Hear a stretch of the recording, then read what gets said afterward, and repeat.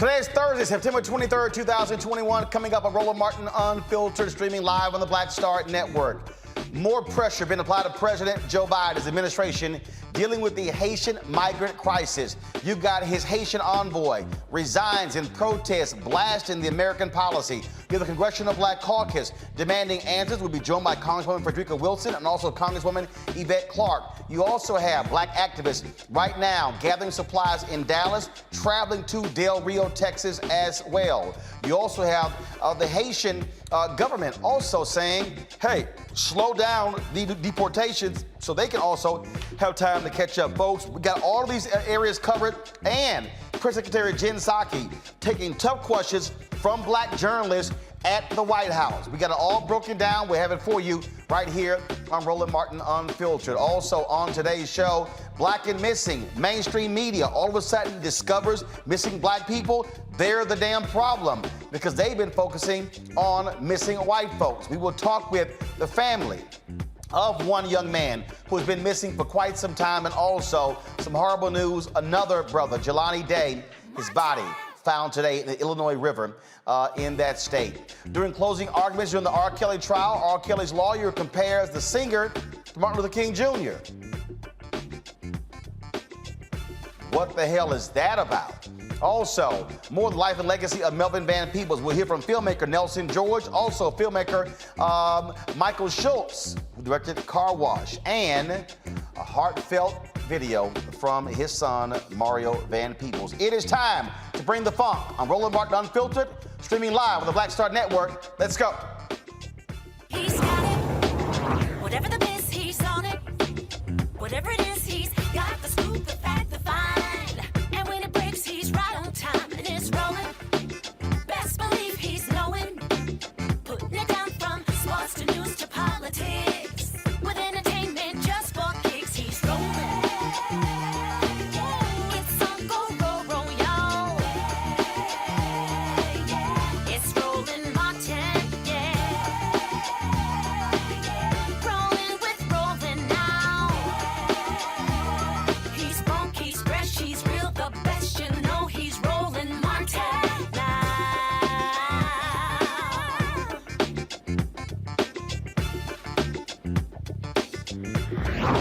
Martin.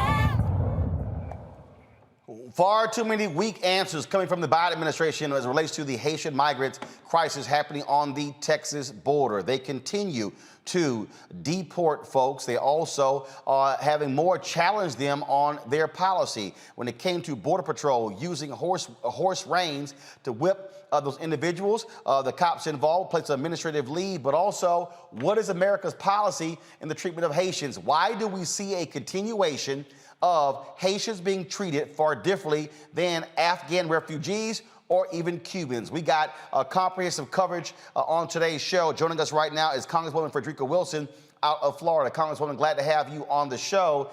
I have been asking that question repeatedly. We know this goes back to the administration of President Jimmy Carter as to why America treats Haitians differently from Cubans and how they're being treated right now on the border. What answers have you gotten from Vice President Kamala Harris, from President Joe Biden, from others as well?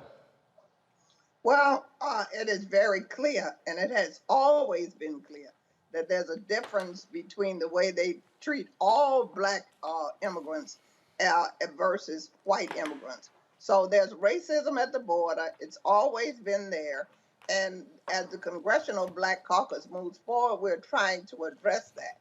Right now, we are demanding that all deportations to Haiti cease. Stop right now. No one needs to be deported to Haiti. Haiti cannot receive any repatriated people at this time. Haiti is not in the condition to receive anyone.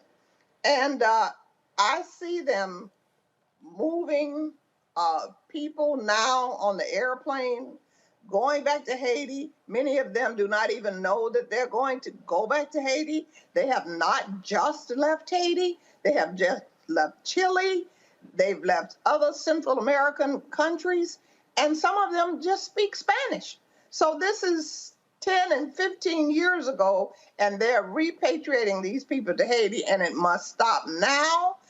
I am pissed. That's my new word.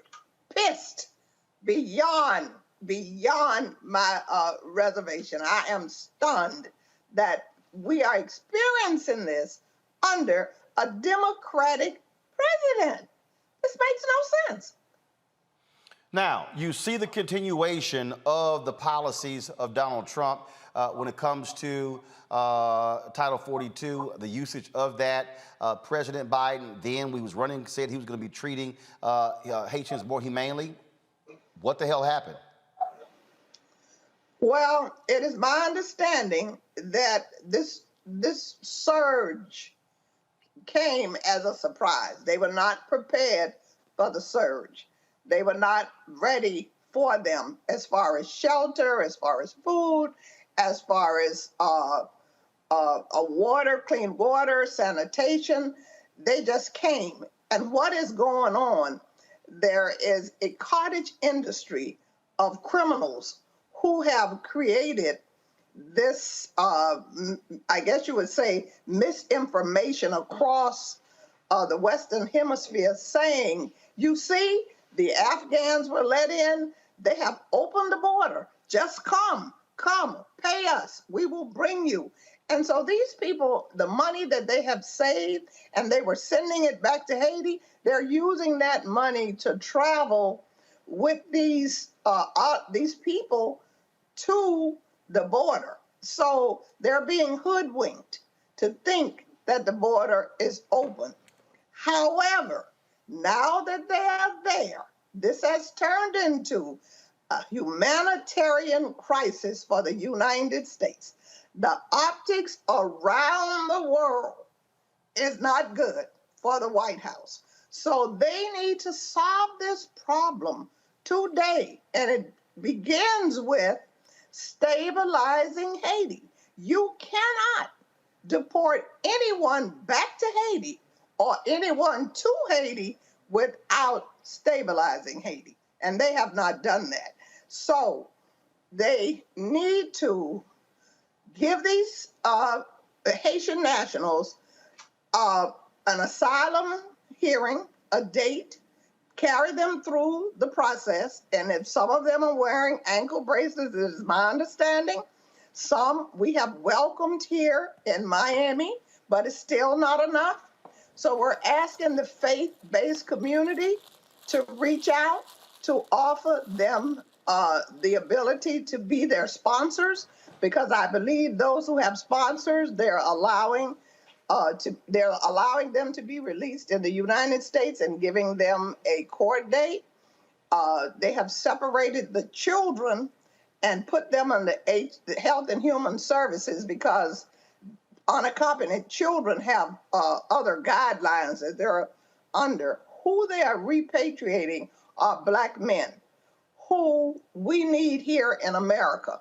There are enough jobs, there are enough places who will welcome them, and they need to stop repatriating them. Some of these people have not been in Haiti for 15 years. They left to go and work in Chile and Brazil for the World Cup, and they have not returned.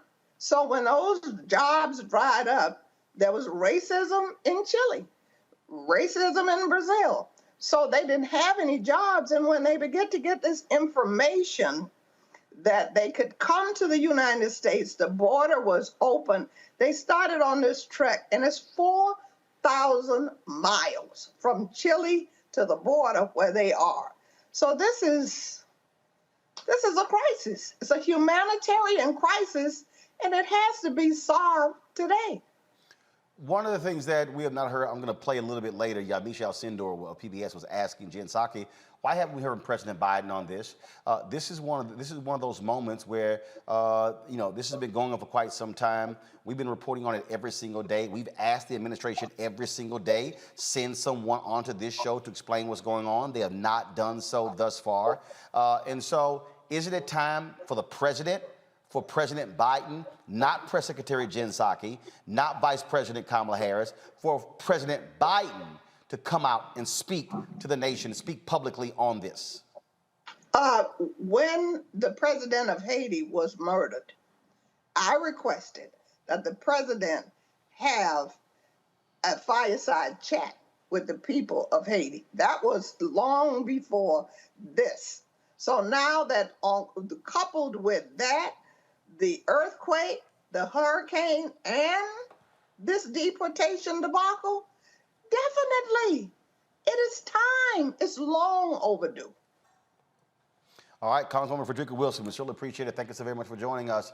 And hopefully we'll have a resolution to this issue soon. Absolutely. Thank you so much for having me. All right, and do this, and be sure to send me a text so I can have your, my number ain't changed, so I need to get your new number, so just send me a text. Okay. All right, love the hat. All right, take care. Folks, today, as I said, Michelle Sandero was questioning Jen Psaki, the press secretary. It got a little heated. Here's this exchange today, the White House briefing room. Go ahead, Yamiche. Thanks, Jasmine. A couple of questions on Haiti. The first is the president has often used his bully pulpit during the most important times in his administration. Why is he not using that bully pulpit to speak out forcefully himself on the treatment of Haitians? I would say, Yamiche, certainly I've represented to you all his point of view. His point of view is also reflected in the actions that have been taken through the administration, including the investigation, including the change in policy. The Secretary of Homeland Security oversees these efforts and has been quite outspoken and quite visible on what steps we should take moving forward. And he certainly may still speak to it. Obviously, there's a lot of events happening here, including the UN General Assembly, COVID, and others, and I wouldn't rule that out. And just to say, respectfully, I just have a couple more questions. Everyone else got questions in. Respectfully, I understand that you are the spokesperson for the president. These are images that are traumatizing Haitian Americans that he promised to treat respectfully and with humanity. Why isn't the president telling people himself these images that people say look like slavery are wrong? Me as president, I as president, condemn them. How is he not doing that? Why is he not doing that? What are people supposed to take away from the fact that he's not at the bully pulpit himself talking about these images? Yamiche, I think people should take away that his actions make clear how horrible and horrific he thinks these images are, including an investigation, including a change of policy, including conveying clearly that this is not acceptable and he's not going to stand for this in the Biden-Harris administration. Our actions make that absolutely crystal clear, as have our engagements with a range of voices, a range of concerned advocates, members of Congress, and others who we want to communicate with, not just about our horror, but also about what our immigration policy is moving forward. Also said in his letter, he called the U.S. policy inhumane, deeply flawed. Does the president believe anything in this letter that Daniel Foote is saying rings true, has some sort of point that he believes is true? Which aspect? He called the policy toward Haiti inhumane. He said that He wasn't specific in his letter. What I noted earlier before, let me finish, Yamiche. What I noted earlier before is that we have taken very specific actions as it relates to the horrific photos that we're not going to stand for in this administration. I don't know if he was referring to that or something else. That's why I raised the point. His purview, let me finish, Yamiche. His purview was not about migration. He didn't raise his concerns about migration privately. We respect his point of view, respect his ability to bring forward concerns, to raise ideas, to raise proposals. That's certainly something the president welcomes from everybody on his team and something that he had the opportunity to do in a range of meetings. We also have to make decisions here based on what we feel are going to help promote democracy in Haiti, including Haitian-led reforms, Haitian-led steps on the ground to make changes in the country. a number of people who say that he did raise concerns over the deportation of Haitians and the treatment of Haitians. Are you saying then that Daniel Floyd is not telling the truth in this letter? I would point you to the State Department, who have conveyed clearly in their statement what I just said. I promise. Yep. The last question is, Daniel Foote, the former special envoy to Haiti, he's raising this idea that the U.S. should be listening to Haitian civil society, not backing the current prime minister who was not elected by the people. What's the president's response to that? Because those civil society members have been telling me and other reporters for months, even before the assassination of the president, that President Biden was not listening to the people of Haiti about how to move forward with their government? We support a Haitian-led process charting the country's course through the current political situation. We don't back any one political group, and we continue to encourage all political stakeholders to engage in dialogue and find solutions together. And that has been our objective through all of our policy process making throughout the course of this, in addition to providing a range of assistance, training to people on the ground. Go ahead. Now, folks, again, let's talk about that Haitian envoy. In his resignation letter to Secretary of State Anthony Blinken, Daniel Foote says the inhumane and counterproductive decision to deport thousands of Haitian refugees have led to his immediate resignation. This is the letter here that he lays out. First of all, I don't want to go to that first, folks. I'm going to go this here. I'd rather have the whole letter. I want to do this here. Let me pull up because I want to show the lead paragraph, which is the most important, because he gets right to the issue quite quickly in this here. And this is what he says. Come to my computer, please. This is what he says. Our policy approach to Haiti remains deeply flawed, and my recommendations have been ignored and dismissed when not edited to project a narrative different from my own. The people of Haiti, mired in poverty, hostage to the terror, kidnappings, robberies, and massacres of armed gangs, and suffering under a corrupt government with gang alliances, simply cannot support the forced infusion of thousands of returned migrants lacking food, shelter, and money without additional avoidable human tragedy. The collapsed state is unable to provide security or basic services, and more refugees will fuel further desperation and crime. Surging migration to our borders will only grow as we add to Haiti's unacceptable misery. Haitians need immediate assistance to restore the government's ability to neutralize the gangs and restore order through the national police. They need a true agreement across society and political actors with international support to chart a timely path to the democratic selection of their next president and parliament. They need humanitarian assistance, money to deliver COVID vaccines, and so many other things. But what our Haitian friends really want and need is the opportunity to chart their own course without international puppeteering and favored candidates, but with genuine support for that course. I do not believe that Haiti can enjoy stability until her citizens have the dignity of truly choosing their own leaders fairly and acceptably. Last week, the U.S. and other embassies in Port-au-Prince issued another public statement of support for the unelected de facto Prime Minister, Dr. Ariel Henry. And I'm going to pull up this second piece right here.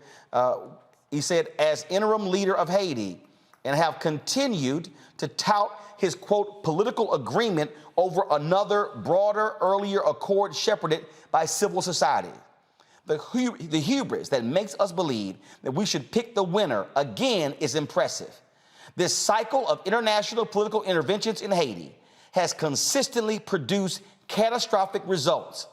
More negative impacts to Haiti will have calamitous consequences, not only in Haiti, but in the U.S. and our neighbors in the hemisphere. Signed, Daniel Foote, and he will, of course, he sent it to the Undersecretary for Political Affairs, the Assistant Secretary for Western Hemisphere Affairs, the Acting Director General, Congressman Gregory Meeks, Chair of the U.S. House of Representatives Foreign Affairs Committee, and Congressman Andy Levin, House of Representatives.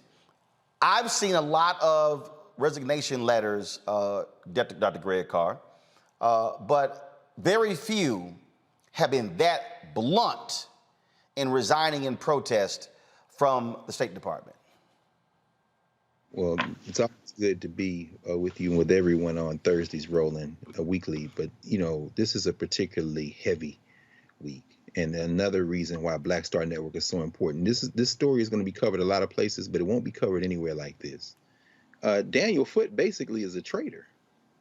He's a traitor to the American project in this moment. They threw him under the bus. This is a career diplomat. He joined the Department of State in 1998. He has been stationed in Zambia. He has worked in Central America. He has done Bolivia, other places, Latin America. And he's only been in Haiti as a special envoy since the end of July when Moise was killed, the prime minister. But they installed Ariel Henry. You see, the United States government installed Ariel Henry. You see, the Biden administration installed Ariel Henry to do exactly what he is doing. And the response from Ned Price, who's a spokesperson from the State Department, to Mr. Foot's allegation that his recommendations have been cast aside, they said, no, we didn't cast them aside. We considered them and considered that they were, quote, this is the Biden administration, quote, harmful to our commitment to the promotion of democracy in Haiti, and were rejected his recommendations during the policy process. They're in bed with, they stood him up with the Organization of American States. They're in bed with this cat. They're not just ignoring civil society. They don't want the Haitian people in charge of Haiti. Joe Biden, you mummy. And so as they have mounted up, as they've mounted now, as many as 7 flights now, they've ramped them up. These flights have about 145 people apiece. And we heard Congresswoman Wilson talk about this. Some of the people have been in Latin America for over a decade. They left after the earthquake in Haiti in 2010. They went to work in the World Cup in Brazil in 2014. The racist Brazilian government, which ended up with Bolsonaro there now, began to expel them. That's why they ended up in Chile. And as she said, they have been assaulted. There have been rapes. There's been robbery and thieves and people lying and saying if you trade for this money to bring them to the Texas border. And what is the Biden administration doing under this Title 42 piece that the Trump administration started? Joe Biden, they've been using the excuse that we're deporting people because of COVID, and they appealed a federal ruling that said you can't use that excuse. The Biden administration just appealed that. They are deporting people, and they're going to try to deport as many of them as they can, or turn them back to Mexico, release some into the United States. But Foot, apparently, Roland, finally, brother, he's had enough. This is a career civil servant, a member of the senior diplomatic corps, who looks as if he has had enough. And when Jen Psaki stood there and lied to the face of Yamisi Alcindor, whose parents came here from Haiti, who grew up in Miami, who talks about that, I'm sure it was very personal for that sister today in that room, they revealed that this no good settler state don't give a damn about black people, and that includes Joe Biden. Rishi Kohler, Black Women Views. What's really interesting here when we talk about what's going on here is, yes, there is an expectation that a President Joe Biden was going to treat folks differently than Donald Trump did. Mm-hmm. And Joe Biden has got some answering to do to black people. Absolutely. And I think he is, really passing the buck on this and kind of going in hiding instead of, using his bully pulpit, as Yamisha Sindora pointed out, to make a strong, forceful statement about this. I mean, he has been missing in action in terms of really speaking out forcefully about how inhumane and unacceptable this treatment is that we saw towards these Haitian migrants. And, I think part of the problem is that, he hasn't figured out yet what his overarching policy is going to be on immigration. He kind of got a get out of jail free card by passing the buck and allowing this narrative that Vice President Kamala Harris is over the borders and over immigration, even though she had a very narrow assignment for diplomacy and with the Northern Triangle nations and not over the border. But he let her take all the daggers since the announcement was made in March on immigration. Well, now the buck needs to stop with the president, the person who actually is over this policy. His administration, his secretaries are the ones that are appealing this ruling in Title 42. And so it's time for him to speak out. But I think the problem is that as a nation, we also haven't decided what we want to be when it comes to immigration. We saw Donald Trump, the last president, who was talking about build a wall, and he was so anti-immigrant, so anti-refugee, and yet he improved his performance with Latinos in 2020. And even in 2018, the Republicans made gains. And so we don't have a mandate within the party. We don't have a mandate within the country on how we want to treat immigrants, just the same way we are not treating Black citizens as first-class citizens. Look at what's happening with voting suppression and rights all around the country. And so this is just another indication recognition of the fact that we as a country have not grappled with who we want to be. And as a result, we continue to be who we have always been, which is inhumane, treating Black people, whether they're immigrants, whether they're Black citizens as second-class citizens, and inflicting more pain and horror. And there's absolutely no reason to be, quote unquote, repatriating Haitian migrants and refugees back to a homeland. It's their original homeland, but places they have not been for over a decade. So there are so many flaws in this, but I also have to point out, I know people don't want to hear about logistics and facts, but there is a logistical aspect here that needs to be addressed as well. Maybe this is something that Congress can work on. The fact of the matter is there are over 300,000 open asylum cases. These are people that have already passed the first threshold that are working their way through the system. They only approve about 30,000 a year. At the rate of approval, it's going to take 4 years to get through all of the open asylum cases. You have over 1 million quote unquote open removal cases where they've determined that these folks need to be deported.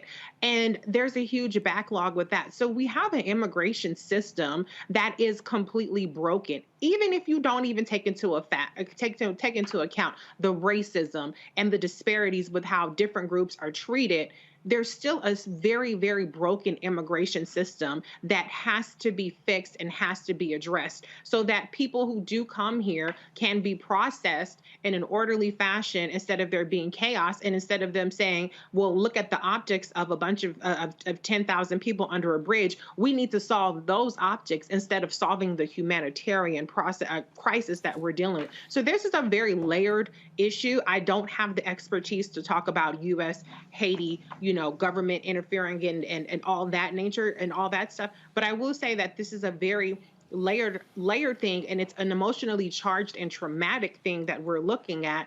But there are so many issues that need to be addressed that aren't even a part of the conversation yet. Roger, before I go to you, would you and my Congresswoman Yvette Clarke of New York. Congresswoman Clarke, glad to have you here on Roland Martin Unfiltered. You represent a number of Haitians in your district, a number of Haitian Americans. What are they saying to you? What are you hearing from them regarding this crisis on the Texas border? Roland, they are distraught, but they are not dissuaded.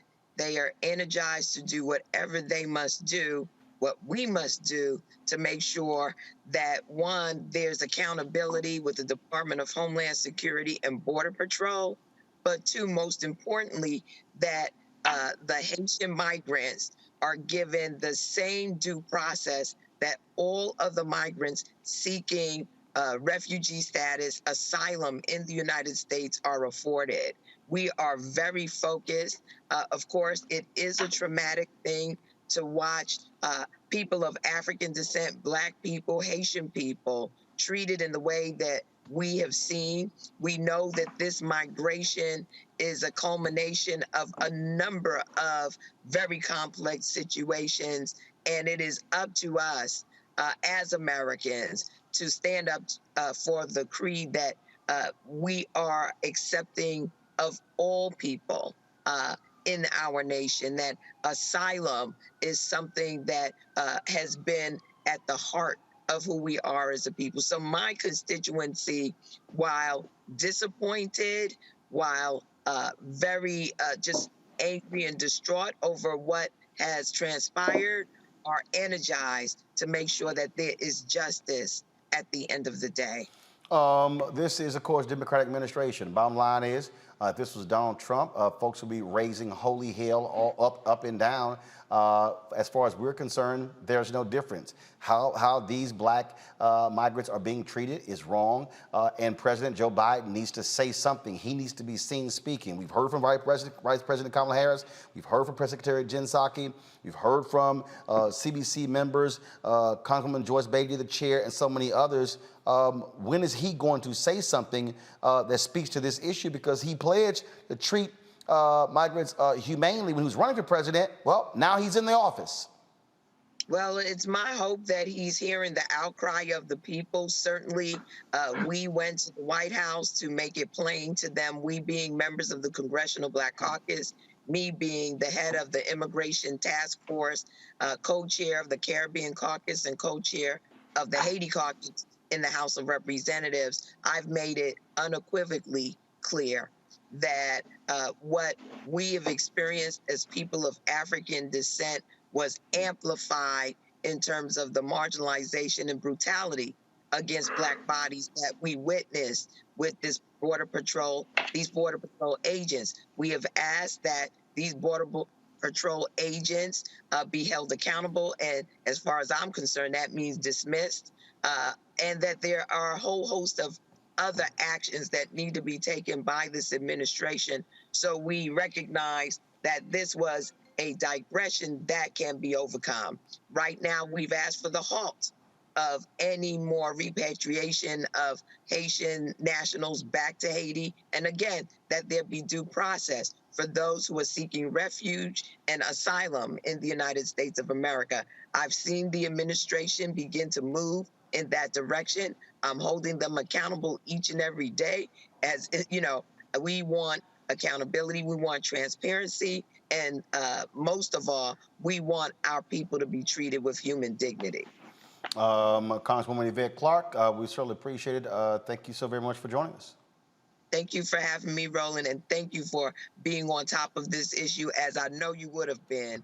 But this is something we cannot abide with as Americans, as African Americans, as Black Americans, and in my case, as a Caribbean American.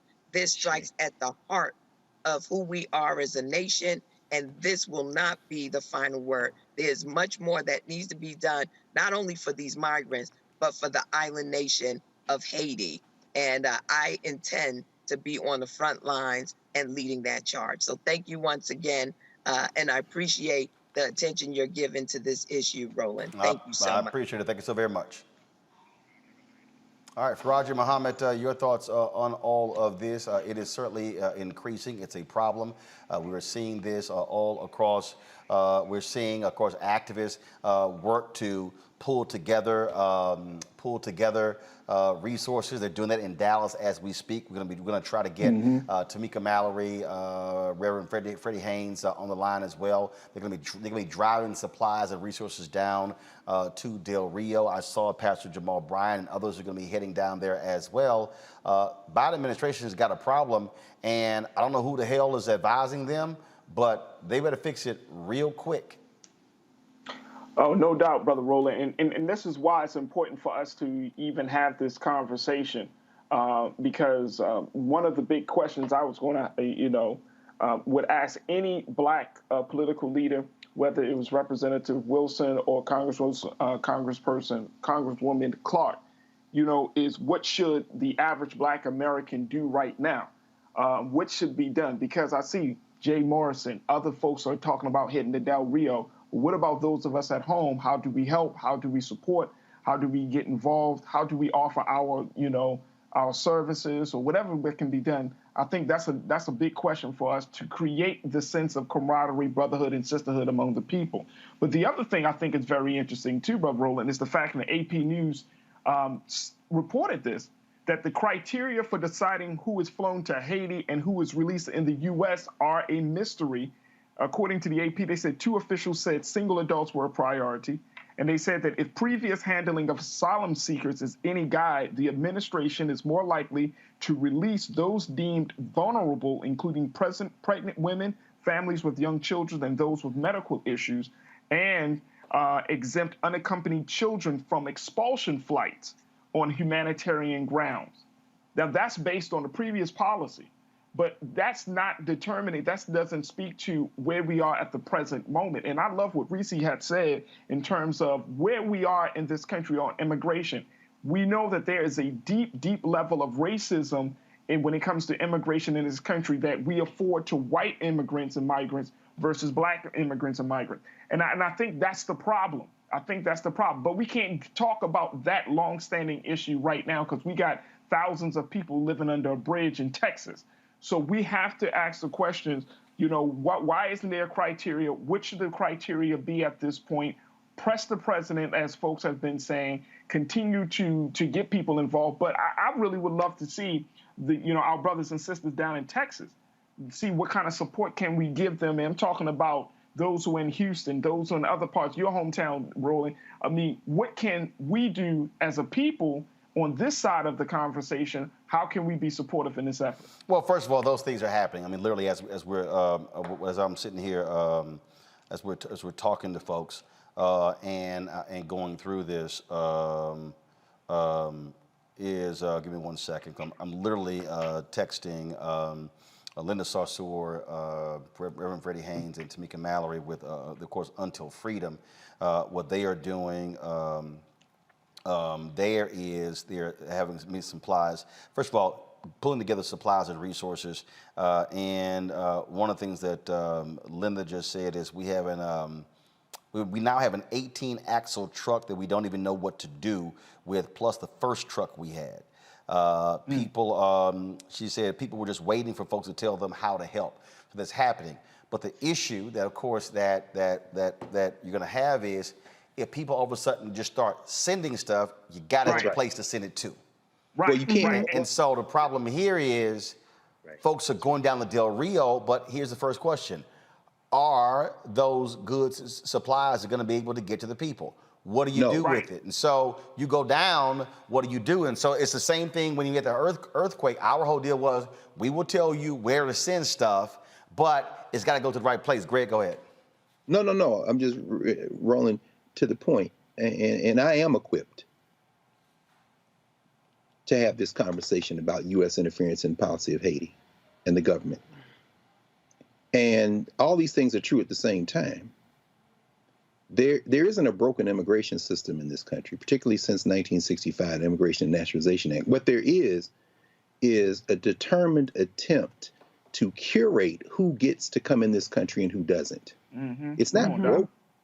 It's not broken at all. In fact, it is a spigot that has always been controlled as far back as the 1882 Chinese Exclusion Act to keep this country white. Now, in terms of the U.S. policy toward Haiti, the Biden administration is following in the footsteps, as you have said, Roland, of every administration going back to the damn Haitian Revolution when it comes to regulating how Haiti fits in the geopolitics of this hemisphere. So that the corporate interests in Haiti, I'm talking about the people who make the draws and the baseballs in both the Haiti and Dominican Republic, that is what is informing the fact that after the assassination of Moise, when this guy went down there as Biden's emissary, the special envoy, in July, to now, they took out the person that the remnants of the Haitian government decided you be the leader until we get. The Biden administration is like, no, they vetted Dr. Henry, along with the Organization of American States. None of this is hidden. It takes maybe a few keystrokes and a couple of conversations to see. And so as people in the United States want to send aid, the folk who are down there under the bridge at Del Rio, access has been blocked by the local police and the federal government. It's important to understand. Also, that number is shrinking decidedly. Why? Because they are flying people back. At last count I have, and you may have more recently, there are less than 4,000 people down there now. There are 3.2 thousand people in custody. There are over 1,400 who have been returned, whether they're sent back to Mexico or even, depending on their papers, back to the sources of where they came from. And the flights, as many as now, 7 a week, this uptick by the Biden administration, are landing at Toussaint Louverture. People are getting off the plane, and in one case, tried to fight the ICE people to get back on the plane, come back to the United States because they have nothing in Haiti. Now, the only other thing I'll say is that this is not unrelated. I know people get tired of me hearing me saying, but it's okay. Do a little research. There is no we in this country. There's no moral core in this country. There's no we're better than this. The sitting vice president of the United States made a statement. This is after the damn Democratic Party gave the right wing talking points by showing her at the Howard Hampton football game Saturday, combining it with these Haitians under the bridge, and basically revealing the fact that the Biden administration set her up in the first place by, as you say, Reese, saddling her with this idea that you would control the border, which was never supposed to include all this. But at the end of the day, even the vice president has said something.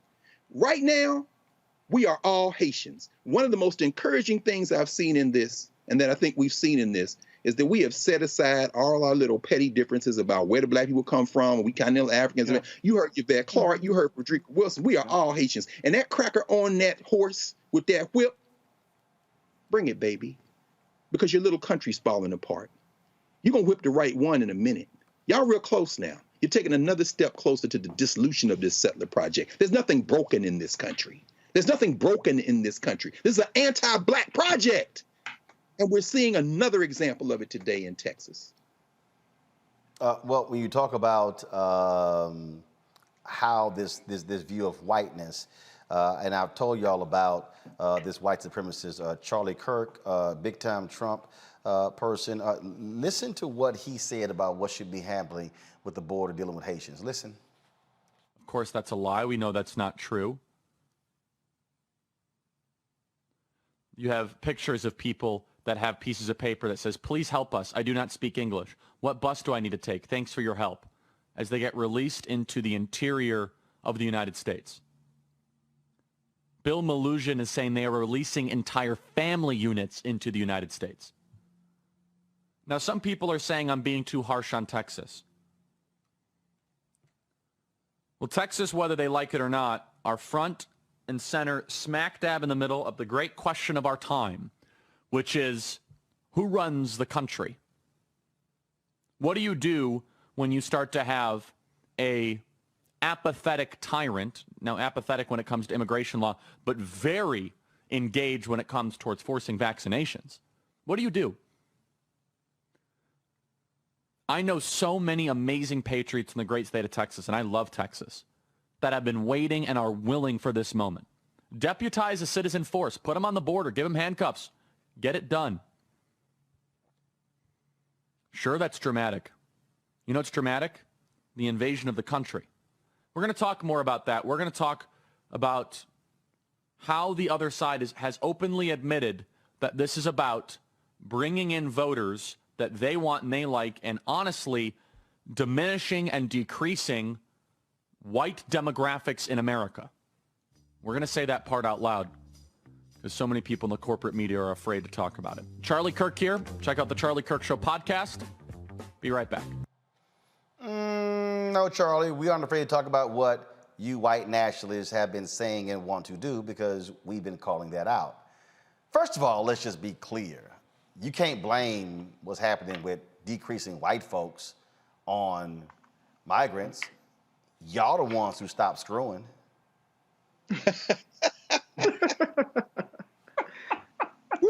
You can't blame. I mean, Charlie, I know you dumb.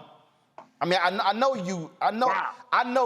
know Candace Owens makes you look like a Rhodes Scholar.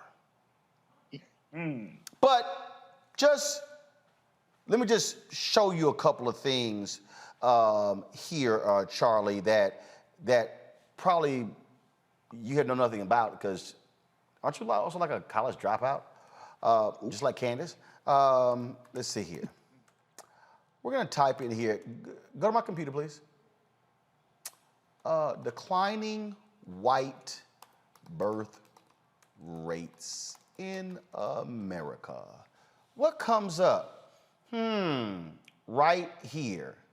White deaths exceed births in a majority of U.S. states. Let me go ahead and increase this here. In 2016, more non-Hispanic whites died than were born in 26 states, more than at any time in U.S. history. See, Charlie, y'all the ones who not screwing. And that's really what the pushback, Reese, Faraji, and Greg, is all about. They are, oh my God, we're losing this. The demographic numbers, that's the whole deal. The opioid crisis made it worse. White life expectancy dropped. COVID's making it worse, dropping. That's why every time one of these white anti-vaxxers, white 707 conservative radio talk show hosts, bye, they gone, they dead. Right.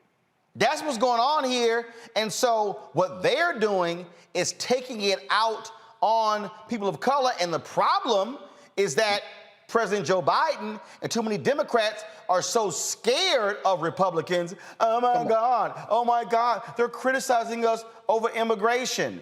Oh, then you have this white nationalist, Tucker Carlson, on Fox News, leading the charge every single night, saying stuff like this. An unrelenting stream of immigration. But why? Well, Joe Biden just said it. To change the racial mix of the country. That's the reason. To reduce the political power of people whose ancestors lived here and dramatically increase the proportion of Americans newly arrived from the third world. And then Biden went further. He said that non-white DNA is the, quote, source of our strength. Imagine saying that. This is the language of eugenics. It's horrifying. But there's a reason Biden said it. In political terms, this policy is called the Great Replacement, the replacement of legacy Americans with more obedient people from faraway countries. They brag about it all the time, but if you dare to say it's happening, they will scream at you with maximum hysteria. And here you have Joe Biden confirming his motive on tape with a smile on his face. Legacy Americans. Go ahead, Faraji.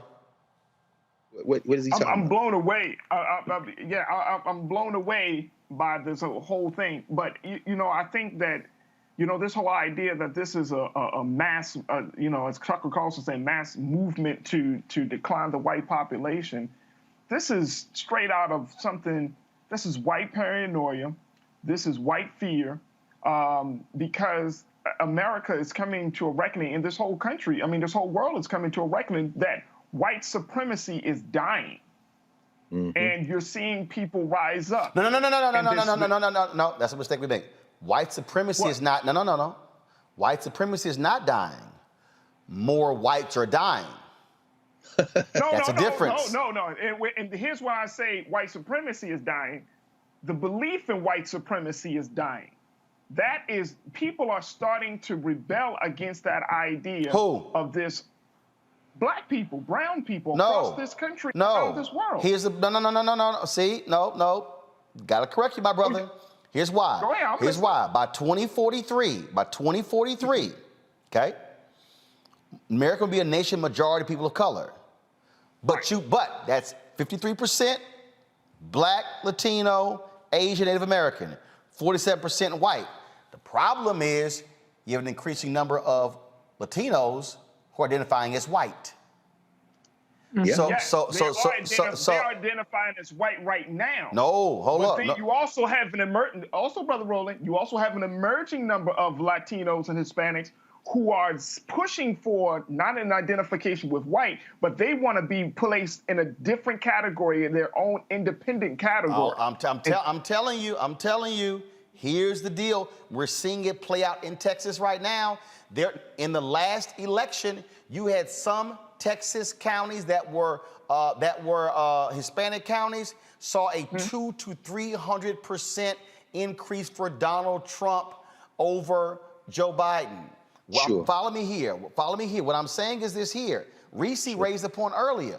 How in the hell you saw an increase in Latino voting for Trump over Biden? It's because we got to deal with it. You have an increasing number of Latinos / Hispanics, depending upon what part of the country you're in, who identify as white values, white view of America, and don't feel for us. And so when we talk about black and brown coalition, we got to understand. And of course, I have seen this with my own eyes and my experience in Texas. There's a difference between somebody who is from Mexico, there's somebody from Peru, there's somebody from Venezuela, somebody from Nicaragua, somebody from Colombia.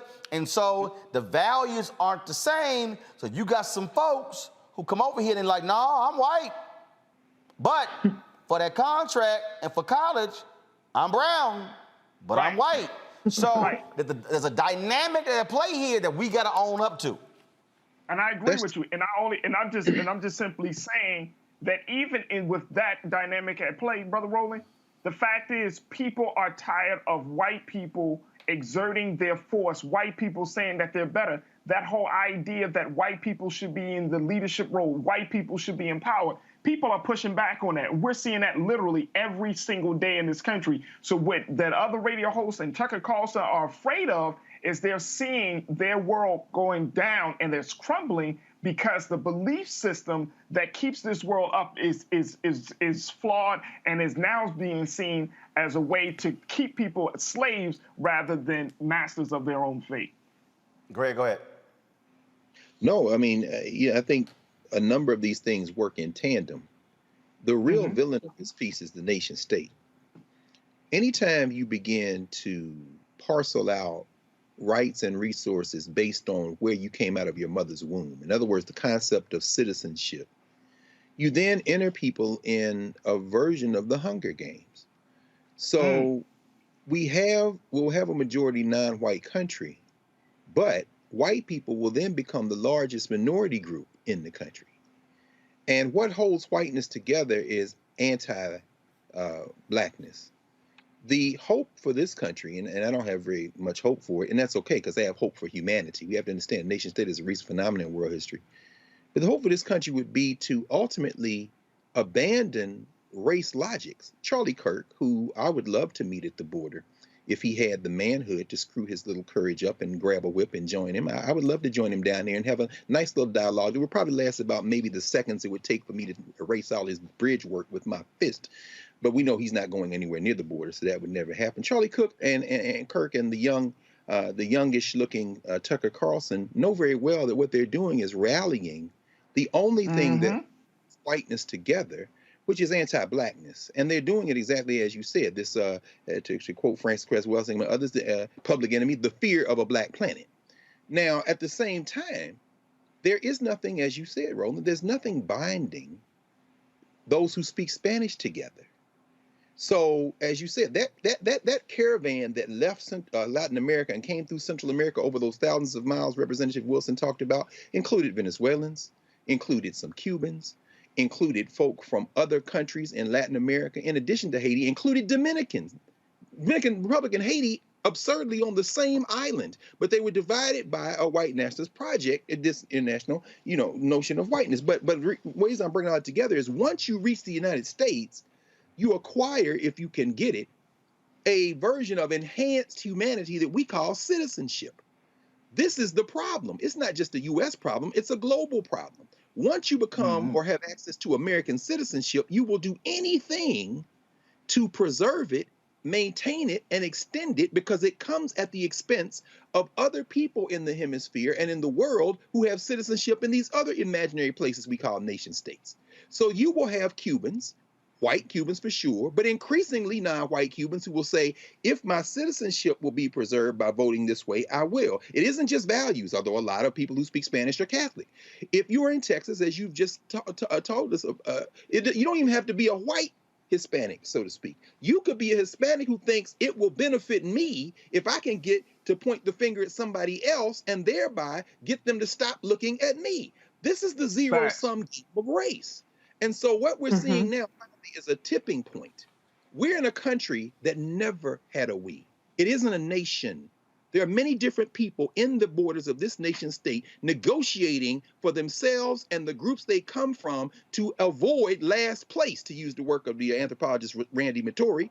But this moment, when you see this white boy on this horse and Maxine Waters evokes enslavement, and Yamiche Alcindor goes after Jen Psaki, and she should have went after her with more barrels than she did.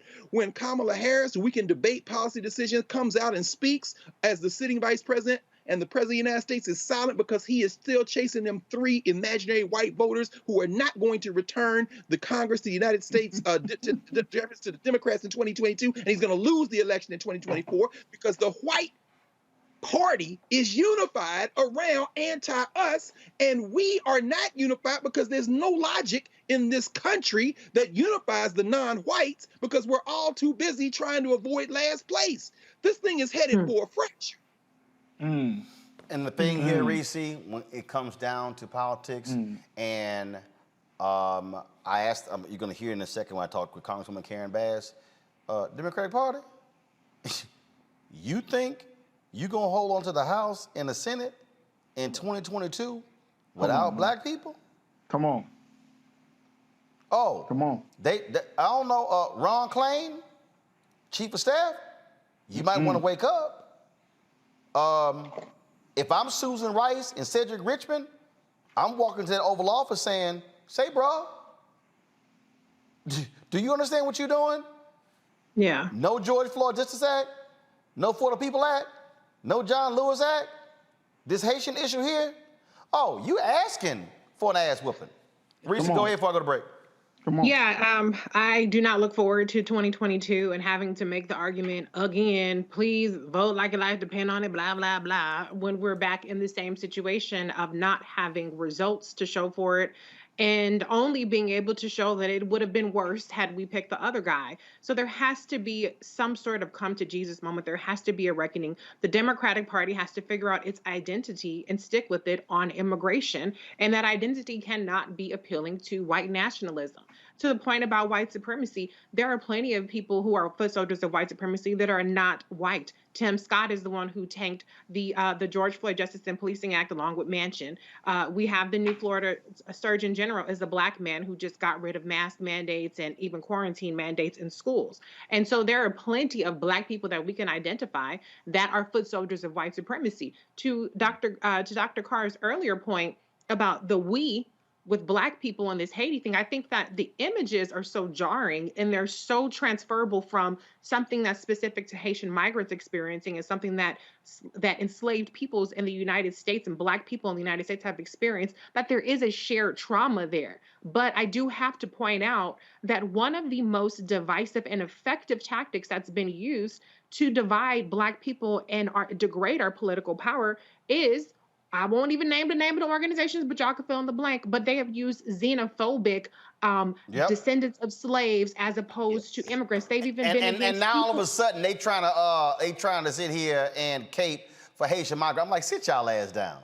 But the reason for that is because it's an issue that is politically charged and can alienate black voters from the Democratic Party. So there are a lot of issues at play. We have xenophobia within the black community. I don't think there's an all good big kumbaya situation that's coming together just because of these images, but the images are universally abhorrent to anybody who has a conscience and a soul and understands that black peoples from across the diaspora have humanity. But we cannot ignore that we are still very much fractured. And even though we might come together to express our outrage towards the administration, that doesn't mean that we all have the same goals, because there are some people that actually do identify with, it's not Tucker Carlson and Kirk called it the white replacement theory, but there is a notion that they're taking our jobs and we have to take care of our own people, and y'all are talking about letting them through. So there are a lot of things that we have to talk about. We can't just put a rosy picture on it like we're all in this together and we're all united. We have to deal with those issues within our community as well, so that we can really harness our political power so that everybody in our community benefits. Folks, we got a lot more on today's show. I got to go to a break. Coming up, we're going to hear from Congresswoman Karen Bass. No George Floyd Justice Act. Where you at, Senator Tim Scott? I thought you were going to bring at least 10 Republicans with you. Same 10 Senator Joe Manchin are going to bring, huh? Yeah, I thought so. Also, we're going to talk about black and missing. All of a sudden, white media now trying to do stories on why there's no coverage on black and missing, because y'all punk asses the one doing it. Because you basically got white bosses. Also, DOJ indicts a white Louisiana state trooper for beating a black man, a suspect. And we'll also talk to Omar Dorsey of Queen Sugar, and more tributes for the great Melvin Van Peebles. You'll hear from author, documentarian Nelson George, as well as great director Michael Schultz, and an emotional video that Mario Van Peebles put out last night about his father. Folks, you're watching the Black Star Network. Be sure to download the app. If you don't have it, download it on all platforms, Apple, Android, Apple TV, Android TV, Roku TV, Fire Stick, Xbox, and Smart TV. Support Roland Martin Unfiltered by joining our Bring the Funk fan club, where your dollars make it possible for us to do what we do. Cash App, $RM Unfiltered, PayPal, R Martin Unfiltered, Venmo is RM Unfiltered, Zelle, Roland at RolandSMartin.com, Roland at RolandMartinUnfiltered.com. I'll be back on Roland Martin Unfiltered, the Black Star Network, in a moment.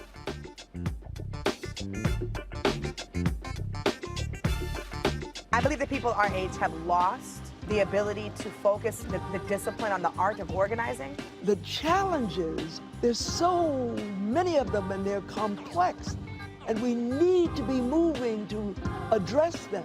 But I'm able to say, watch out, Tiffany. I know this road. That is so freaking dope.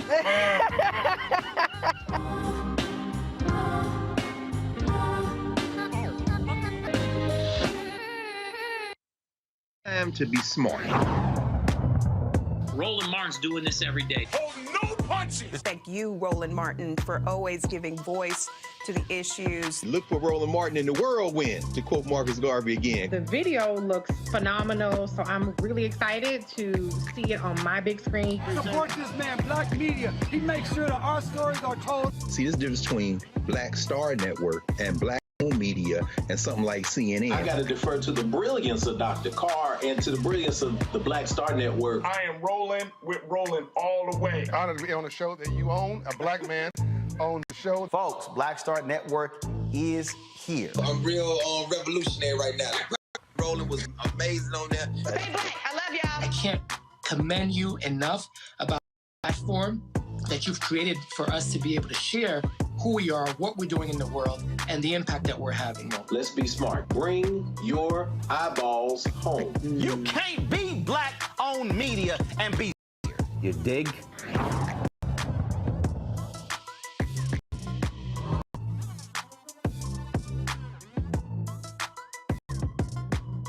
Hi, I'm LD. Peace world. On the selecting of R&B, Raheem Devon, and you're watching Roland Martin Unfiltered. The Department of Justice have indicted a former Louisiana state trooper for excessive use of force against a black man. Brown charged with a single count of deprivation of rights under color of law. The indictment alleges that on May 30, 2019, Brown assaulted a gentleman by repeatedly striking him with a flashlight. If faces a maximum sentence of 10 years in prison, 3 years at least, up to $250,000. Now, folks, these are the sort of things that Congress, Georgia Police Reform Act. President Biden, he wanted to set that into law by the anniversary of the death of George Floyd, the one-year anniversary. That was in May. It passed. Democrats and Republicans have been negotiating. Senators Senator Tim Scott have been going back and forth, had lots of conversations, lots of negotiations going on between the two. Well, guess what? Nothing has happened. Senator, there's no bill. Senator Tim Scott said he is disappointed for the lack of willingness to compromise. Listen to this. Negotiations come to an end. I am disappointed about it. I've spent several years working on it, and frankly, the amount of misinformation is remarkable from the other side of the aisle. It is disappointing without much of a question. Senator Warren said this morning that talks aren't over on their end, but I know you said that they were the ones that walked here. Yeah, I mean, the concern, of course, is that what they'll try to do is find some executive order and slide it into reconciliation, and they're very partisan, and that's unfortunate and likely. They both, in their statements, made it very clear that they're looking for a way to do this from a partisan perspective, unwilling to negotiate on behalf of the communities that need help the most. They're going to find a way to shove it into something in a very partisan. Pursue executive order in a partisan fashion. You mean like executive order that you agreed with? That same one, the one you agreed with under Trump? That's quite interesting. Earlier today, I talked to Congresswoman Karen Bass, who was involved in the negotiations on this. She has a different take than what Senator Tim Scott just said. Listen to our interview. All right, Congresswoman Karen Bass of California, glad to have you here. I hate that we don't have good news. We had before, there was a lot of hope that we're going to have the George Floyd Act become reality. What happened? Well, I think, Roland, it was a question of never being able to get to yes. The Senator Scott, really a lot of it hit him because he's going to deliver the 10 Republican votes. And Senator Booker, compromised. He went off and negotiated a deal with the Federal Order of Police because Senator Scott said, if you can show me you can get law enforcement support, I'll be open to it. And unfortunately, once it became public, the unions started going after each other, and that blew that up. And, you know, I do have to qualify this by saying that the House of Representatives twice did our job. We passed the George Floyd Justice and Policing Act last year and this year.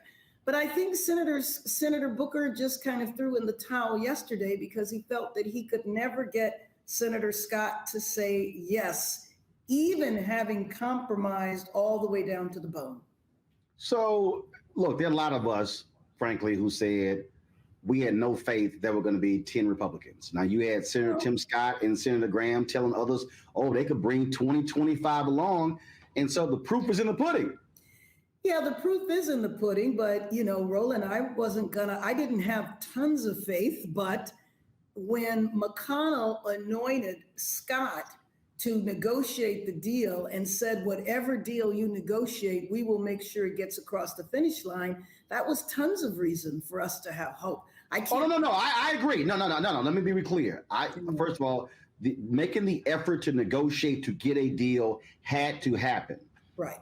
But my point was, I felt no matter what y'all did, unless y'all just gave everything up, the Republicans were going to always just try to find some other excuse, you know. And the thing is also, Senator Tim Scott hasn't come out, explained himself, explained any of this. And the bottom line is what you just said. If McConnell said, what you bring to us, we're going to put forth, nothing, you know, it's like, you know, again, lock it down, make it happen. Right. But I will tell you how far it went. One, I told you that Senator Booker negotiated a deal with the police that they agreed to. If that didn't work, we said, well, what about the Trump executive order? President Trump put that forward. It's still in effect. And, you know, when President Trump put it forward, we didn't like it because it was at the height of the protests last year. But frankly, given that momentum is gone and is actually reversed and in the opposite direction, putting Trump's executive order into law this year looks different than it did last year. But Senator Scott was not able to agree to that. Now, that was President Trump's executive order with all branches of law enforcement supporting it.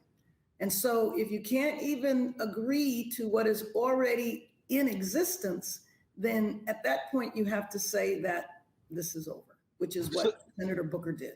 So here's the dilemma that that Democrats are in. Democrats control the House. The House, as you said, passed it twice. The Senate did not pass it, but Democrats have but it's a 50-50 tie in the United States Senate. Democrats have the White House. I'm already hearing from people who have said, no George Floyd Justice Act. We've seen what's happened with the Haitian and Texas border. No For the People Act. I'm hearing people say, I'm not going to be excited and interested in going out there and voting next year. This is going to have serious ramifications for Democrats to keep control of the House and the Senate in 2022. So, you know, what are you telling the White House? What are you saying to, Majority Leader Chuck Schumer that, look, folks, understand, Black folks are not just going to sit here and look kindly on nothing actually getting passed. You know, you couldn't be more right. I mean, this is a devastating loss. The most important thing to me is the fact that an average day, 3 people die at the hands of police. So if you think about George Floyd's murder to now, you're talking over a year, there's probably been around 1,000 deaths involving officers. Now, I'm not saying all of them were like George Floyd. Some of them might have been appropriate in the sense that people might have been in the middle of a violent exchange. But without any transparency, without any accountability, with 18,000 police departments policing in 18,000 different ways, you know, it's really something that we were not able to bring about this change or voting rights or any of the other initiatives. We have to spend the time and help people understand that the problem in the Senate, as you well know, is that having majority is not enough. You have to have supermajority. But I believe at some point you have to look at that and say, if we're in control of the rules, then maybe we need to change the rules. What's next? Now we're hearing, President out of the White House, President Biden may take action utilizing executive orders. We asked that. We called on the administration to use its power to the fullest. I will tell you that the administration, in particular, Susan Rice, the chair, the head of the Domestic Policy Council, Cedric Richmond, were helpful every single step of the way. They provided advice, they provided support, and frankly, they had wanted to move much, much sooner, and we asked them to wait. So now that we have officially declared the negotiations over, we are calling on the administration to use every ounce of their power to move the needle forward. We might not have been able to pass legislation, but the administration can act. The administration has already acted by issuing instructions to the Department of Justice, or the Department of Justice rather issued instructions around chokeholds, around no-knock. You know that the investigations are going on. All of the stuff that Trump shut down is now back in effect, and the administration is acting aggressively. I hate to put all of the emphasis there, but until we can pass meaningful legislation, we have to use the power that we have, and that's the power of the administration. Now, when it comes to people voting next year, we need to talk about that. And we need to say that what we were able to get done, or what the administration was able to get done, in the absence of our ability to act. Well, it's unfortunate that we sit here. There was tremendous pressure. There were people out there in the streets. But this is also what I've also said is that the activism, that pressure, has to continue. And frankly, I think Senator Tim Scott owes America an explanation as to what happened. Well, I would agree. I do think, though, that the lesson to be learned from this is that it's most important to push legislation at the height of the momentum. And if we had been able to pass legislation in the Senate last year, when there were hundreds of thousands of people in every single state and countries around the world, it would have been a lot better. Again, the House did our job twice. It was the Senate where things died. And that is all too often so issues that folks care about. Unfortunately, the public only sees who's in charge and says you failed, as opposed to those nuances. And so, Councilwoman Karen Bass, I do want to just give you an opportunity just to share your thoughts on what's happening on the border. There's lots of pressure being turned on President Biden, his Haitian resigns, blasting the American towards Haiti.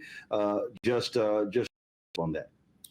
I mean, I think it was absolutely atrocious. I mean, I looked at those, the footage of the officers on horseback whipping the migrants, and I hope that an investigation quickly, that they are prosecuted if need be. And I do think that if those people are seeking asylum, then we need to treat them accordingly. So I worry about the mass deportation of people to a country that they haven't been in for years. Remember, folks did not get to Mexico, did not get to the border in a Haiti. They came to South America. Some of them had been in South America for quite a while. In Haiti, where there's absolutely. Well, we continue the pressure. I've been asking for the administration every single day to have somebody come on my show to explain what's going on. I still need to explain to me why they go away with decisions compared to Cubans, why we're accepting refugees, but we're turning our back on Haiti. And no one's in the administration seems to want to give an answer. And we're going to keep question and trying to get somebody to answer. I got that. I appreciate it. Thanks a lot. Yeah, you're welcome. Thank you. All right, have a good one. Bye. Oh, man. It is unfortunate that we're not going to see the George Floyd justice passed. And Senator Tim Scott, you owe the nation what you said. Folks caught up with you in the hall to say Democrats did not accept compromise. Okay, do that. Or do you make Senator Tim Scott not able to some votes according and Congresswoman Karen Bass, Senator Cory Booker negotiated with the Fraternal Order Police. Democrats compromised on a whole lot of different areas. Scott couldn't deliver. No, he couldn't. You know what's so funny? I love that energy, man. I love how you on that laugh. That laugh. You know what? I want to congratulate Eugene Scott. Tim Scott things. I want to congratulate Tim and accomplished Scott, who entered that quote unquote in bad faith with one objective: to stop anything. To stop. That's why that Gould, unreconstructed Gould, McConnell sent his servant, his good and faithful servant, into that conversation. I want to congratulate Senator Cory Booker, who finally the floor of his self-respect and said no. I've given everything. I want to congratulate the people who leaked the evisceration of by Fraternal Order Police after making a quote-unquote secret deal. I want to congratulate the people who leaked it, then walked from it, as those of the Sheriff's Association and other groups, Senator Tim and young Lindsey Graham. And I want to congratulate every nationalist contingent who sent Tim with one objective and one objective only: to defend the rollers. Don't let anything happen. And when I heard finally, which is why when she left, a woman who managed the whole California legislature, the short to be vice president of the state's candidate because of her negotiating things, Congresswoman said that they couldn't even get agreed to pass. That's all you need to know. They couldn't even pass a resolution in the United States Senate to say George Floyd was murdered. And guess who voted against that resolution? Mission accomplished, Scott. Young, good job, Tim. Scott thing. Proud of you, young boy. Raji? Yeah, I just believe we're still at this place. I think this is the reason why so many of our people just have lost hope and faith in the government of the United States. Look at what this bill encompasses, what this act actually says. And I'm just going to read a quick excerpt of it. The bill enhances existing enforcement mechanisms to remedy violations of law enforcement. Among other things, it does the following: lowers the criminal intent standard from will to knowing or right to convicted law enforcement officer for misconduct in a federal prosecution. Limits qualified immunity defense to liability in a private civil against law enforcement officer, and grants administrative subpoena power to the Department of Justice in pattern practice and investigation. It also establishes a framework to prevent and remedy racial profiling by law enforcement at the federal, state, and local level. It also limits the unnecessary use of restricts the use of not warrant chokeholds and holds, and creates a national registry, the National Police Misconduct Registry, our data on complaints of police conduct. I mean, when you look at this act is nothing more than providing some level of justice to the victims of police brutality in the country. And this country is not to make it happen. You talked about it, Dr. Tim Scott and all, core group. The fact is, this is why America's in the place that it's in, because it does not even to recognize truth. It does not recognize justice. It's so wrapped up in the power and partnership. It can't on simple things. It doesn't even have a national registry of police misconduct. What's wrong with that? Qualified immunity. That's the problem. Police should not be civilly liable when they kill somebody. Why not? Why not sue a doctor? Can't you? Can't you? This is absolutely and for us to be in this place in 2021, after all people say, "Oh, it is the reckoning of a," no, it's not. A reckoning. Same damn thing. Nothing. Right. I can't. Yeah, I think an example of how Senate majority, Senate majority leader Chuck Schumer, we're of the Democratic caucus. They have the majority. There's no reform whatsoever. Completely got rid of the mission of the filibuster filibuster as a filibuster 3. What I continue to wave the flag, and it's not going to be enough to go to the voters, to the young voters, and going to some voters in 2022 and say, let's pass a bill, the Senate didn't mention it, and that's the reality. People don't like political realities. They don't like practicalities and Senate process. So this is unfortunate development. So very typical of Republicans out there getting together to run around. It happened with Obamacare, where Obama gave Obama made a lot of compromise to a Republican. Democrats, how much more to endure to figure out that you don't negotiate with terrorists? They're going to figure out that Chuck Schumer step the hell and get some votes. He was in United against Trump. Now it's time to actually govern, lead, and legislate. You don't to fall. Well, we're going to obstruct the Trump administration and votes, and they're going to say, whatever they want to actually pass Schumer. Nobody mentioned Chuck. We can blame on negotiating. Where Chuck Schumer? And it doesn't pass. They go back to VP Harris. Where is Chuck Schumer? Your tweet today is a good day to, and you ain't shit in the Senate. I want to say, Chuck Schumer, step it the hell up. If you gotta do what you gotta do. Bring your car. That's what a leader. That's what Nancy does. She has large facts of entities where they want to pass. And every time it comes through, this they're not going to support this. And very narrow majority gets the shit. So whatever you have to do, Schumer, you're already leader for a long time. Get it. Not inaction. Not fall back. And it's the Senate because the Senate is their position back in 2022. I've been for a while.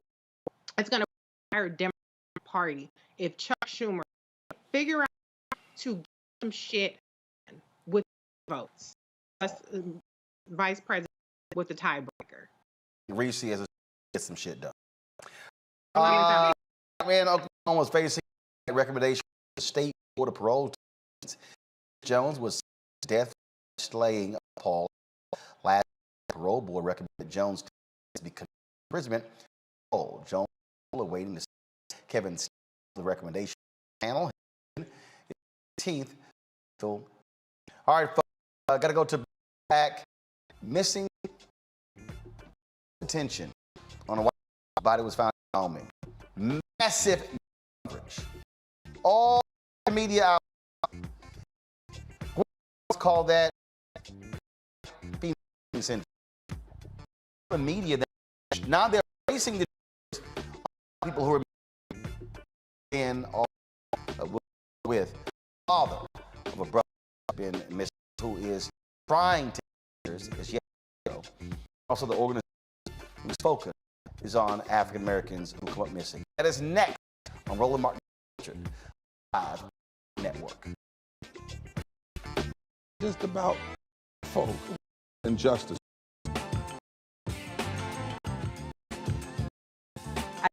In this, got to around being intentional in conflict. You always agree. Yeah. We agree on peace. Yeah. Conflict is not destruction. What's going to happen?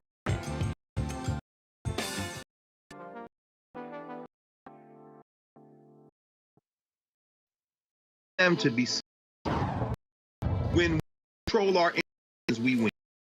This is the most important show on any racial background. Y'all put 3, 4, 10, 15, 20, $30 on this and going. Well, since this crisis is full bloom. Anybody watch this, tell your friends, go back the last weeks, especially of Roland Martin Unfiltered. I mean, hell, go back and look at today. You sitting senators, star, whatever you have, you can Roland Martin Unfiltered to support because the information literally say. Watch Roland Filtered daily at 6 p.m. on YouTube, Facebook, Periscope. Go to Roland Martin Unfiltered. Support the Roland Martin Unfiltered Daily Digital by going to filter.com. Our goal is to get 20,000 of our fans contributing 50 each year. You possible with MartinUnfiltered.com. Vivian. Everybody, Fred Hammond, Roland, my man, culture.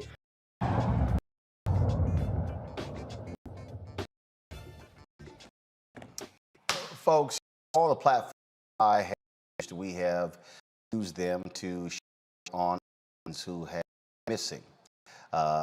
Mainstream media always those supposed to be mother of Bonnie show tonight. There's been August 4th. Is it State University?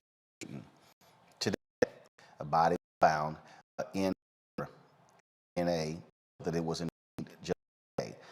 The county medical examiner confirmed identity through forensic identification.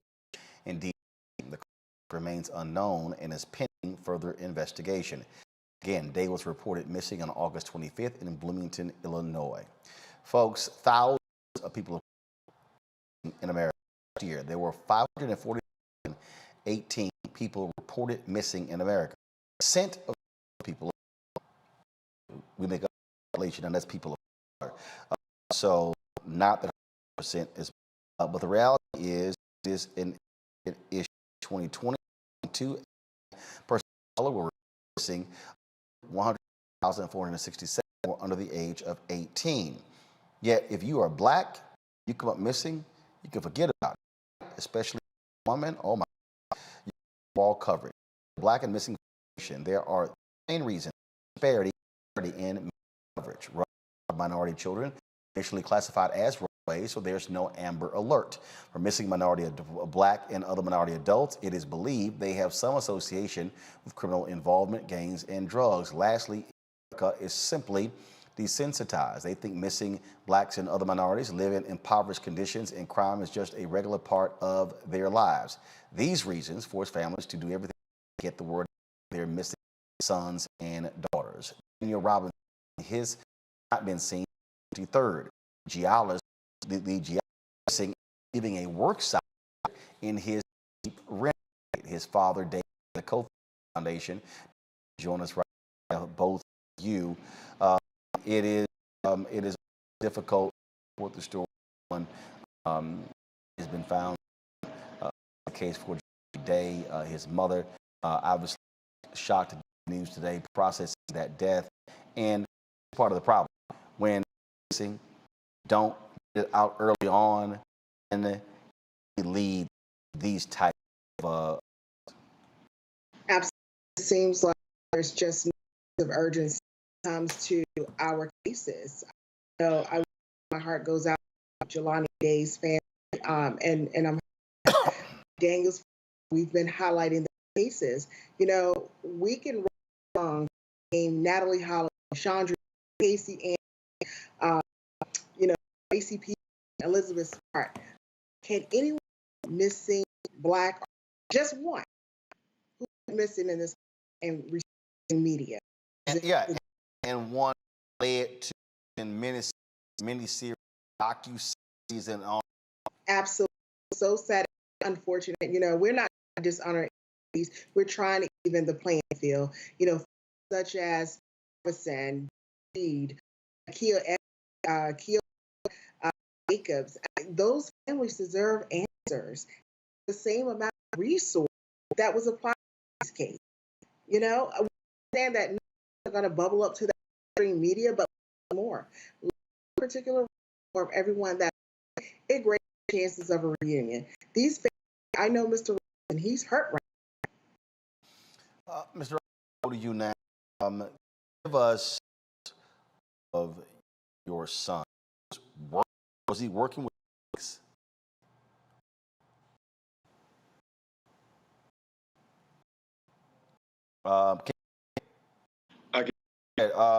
backstory with your son working? Was colleagues leave alone? What happened? Well, my son, a company, Matrix New World. Daniel Field company is he we get a site. He may visit to us in a day. He meet with a representative from a company. Just him out there at the site. The went missing. He met a company cover. Those out there on the site and collected through his other gentleman, his job like, well, get to do the work from what the host one, first of all.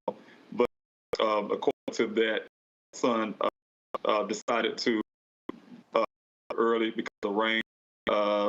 Listen to he never been seen again.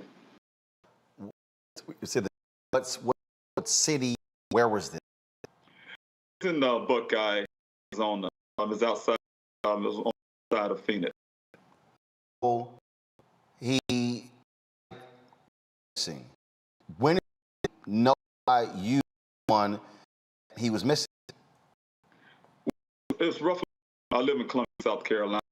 She's my son, and she allowed me. This had to be I'm here in Phoenix, and back in South Carolina, she called me there and told me that the job workers from the job I was searching for. So someone looked at him. Okay, so what then do? When were police notified? What car found? Was items found? Tracking of his phone? Anything? No. In fact, I department in Tempe. They told me I needed to talk to the department. It's the last place they had me. I can put a missing person. Then the job had the name that he left the job site. Wait. You're working for? Yes, on duty. That's correct. The company did not initiate some type of search. What did the company do? Just missing? Let me hear from him. Was it? Any black work for this? And I'm the only one. You don't find many GIs out there. He's some I know when it comes to that. Something you want to do. When he got out of high school, he landed here, and I that fact. So, all right. So he comes in the first 70 hours. First of all, you had 12 hours. Was search any area? Did anyone retrace of what have been found? No, not at all. Afterwards, I guess it's days. Correct. And who did that search? That was on the call, and I don't know what she said to them for the first search, and they just sent a helicopter out. By the time they did that, I was almost to Phoenix because the first when they denied the search, I was already in my car on the find out was the point. So he is done. How long are they done? Saying the day when they did that search, that's 4 hours. I think it was roughly from that point. There was say almost a month later, like 3 weeks later, the Silver Air because I requested that the net search after the vehicle. That was on June 15th, almost a month later when my son was missing. Rancher found my son's vehicle in the ravine out there, 2.5 miles away from where he was missing. So your son's vehicle was discovered. How long he came up? It was on the 19th of July. My son went June the 20th, and almost a month later on 19th to my vehicle. Your son, June 23rd, vehicle was found in a ravine July 29th. Effects found in there. Anything? Well, actually, it was July 19th. Right. And the thing was, when they found the vehicle Buckeye also caught her son's vehicle, clothing, everything from his underwear, his socks, everything he's wearing, his boots, everything clothes in about the vehicle. His safety that he was wearing that day when he was missing was another foot away, and the vehicle was on the side. This was with his clothing out there, with wallet, inside the vehicle, on the computer, things like that. Because that all sounds absolutely strange, but it all goes to show what happens when you know had there been a real search hours. But actually, before I answer that, Derek, Daniel, how far miles or feet? How far was it where was found in the ravine from where he was left? He was asked with his coworker. What was the distance? 2.5 miles, and they did searches out, extensive searches, they say. Miles? So, see, this is the thing that gets me. Really able to access the by vehicle. Okay, clearly he was able to access by vehicle. So I'm sitting here, search, trace as was. Absolutely. And my question is, did the police department, interview any of his colleagues? Did they bring them in for questioning? Bring in a desk, do a grid search of the area? Did they ask federal resources to help? Did they bring out drones? Did they bring out the cadaver dog? Nothing. They spent 2 hours. But other cases of people that don't look like us, they're spending from sun up to sundown. Is that what angers you, Dan, if your son was a missing, that this case would have been absolutely treated completely? Yeah, and because I'm when I was here, get her. So the one is, as soon as I guys day one wasn't really serious. I found I saw them out and been doing it straight out there for my son. You also trying to direct hire investigator. What are you doing? Fund me. What are you doing to help with that? Ask for. I've been, like I said, from 26. From that time, I have a home in South Carolina, but while I'm out here for a living, to be out here to get to be out here and investigate, I had to. So, of course, the GoFundMe was there, created later to me, because I take care here and pay the expenses here. So after the searches of 7 weeks of searches, I'm desperate. I can't get the Buckeye Police to move on really doing a search on my son. I'm running out of resources to help me for a point. And, the Gabby thing, what I've been working for 3 months came up. My son's serious, and so that helped with me. So now I can stay a lot longer. Continue open the searches again. Well, and Mr. Rob, we're here to help you as well. Our resources we're sharing, our media contacts, we will also make a contribution to you. This is devastating, and on behalf of Black and Missing, our hearts out to you. There's no one have to deal with this. Missing Black issue. It's an American issue.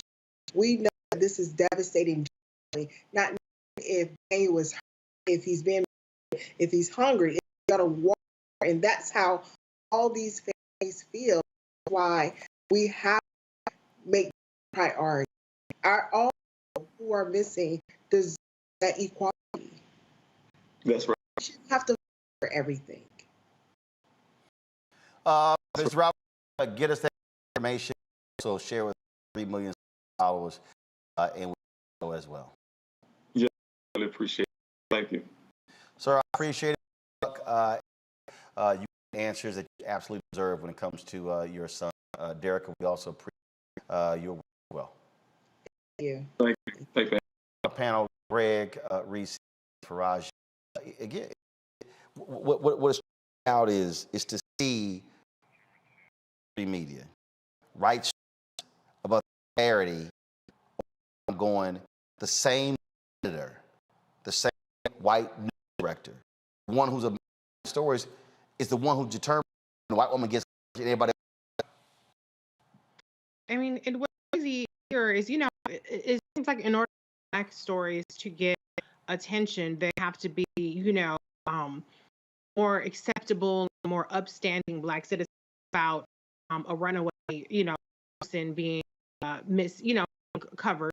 But in the case of Robinson and out to his father, brave for taking it upon and doing these activities and really fighting to bring his son back home. And I hope and pray that he does return home and they find him well. But he's religious. He's a student, and so he fits the profile in theory of the kind of Black person that would normally, if this person were white, would have received this kind of national attention. So it's awful how these kinds of things only light when there's that contrast being made. I think that Black people are at all suggesting white people missing who this discussion we're having about missing was tragic. We just want the amount of attention for look, people. Look, okay. Look, this is the lead story. Warrant for Petito's fiance to her death. If I go, let's see right here. If I go to NewYorkPost.com and if I go here, issue for Brian Laundrie over Gabby Petito's death. I mean, when you start, bottom line is when you see these kind of stories we see massive media attention. I'm talking about mainstream media throwing researchers, multiple reporters, multiple staff on one missing white woman and repeatedly ignoring all the rest of these stories as if we don't exist. You're on mute.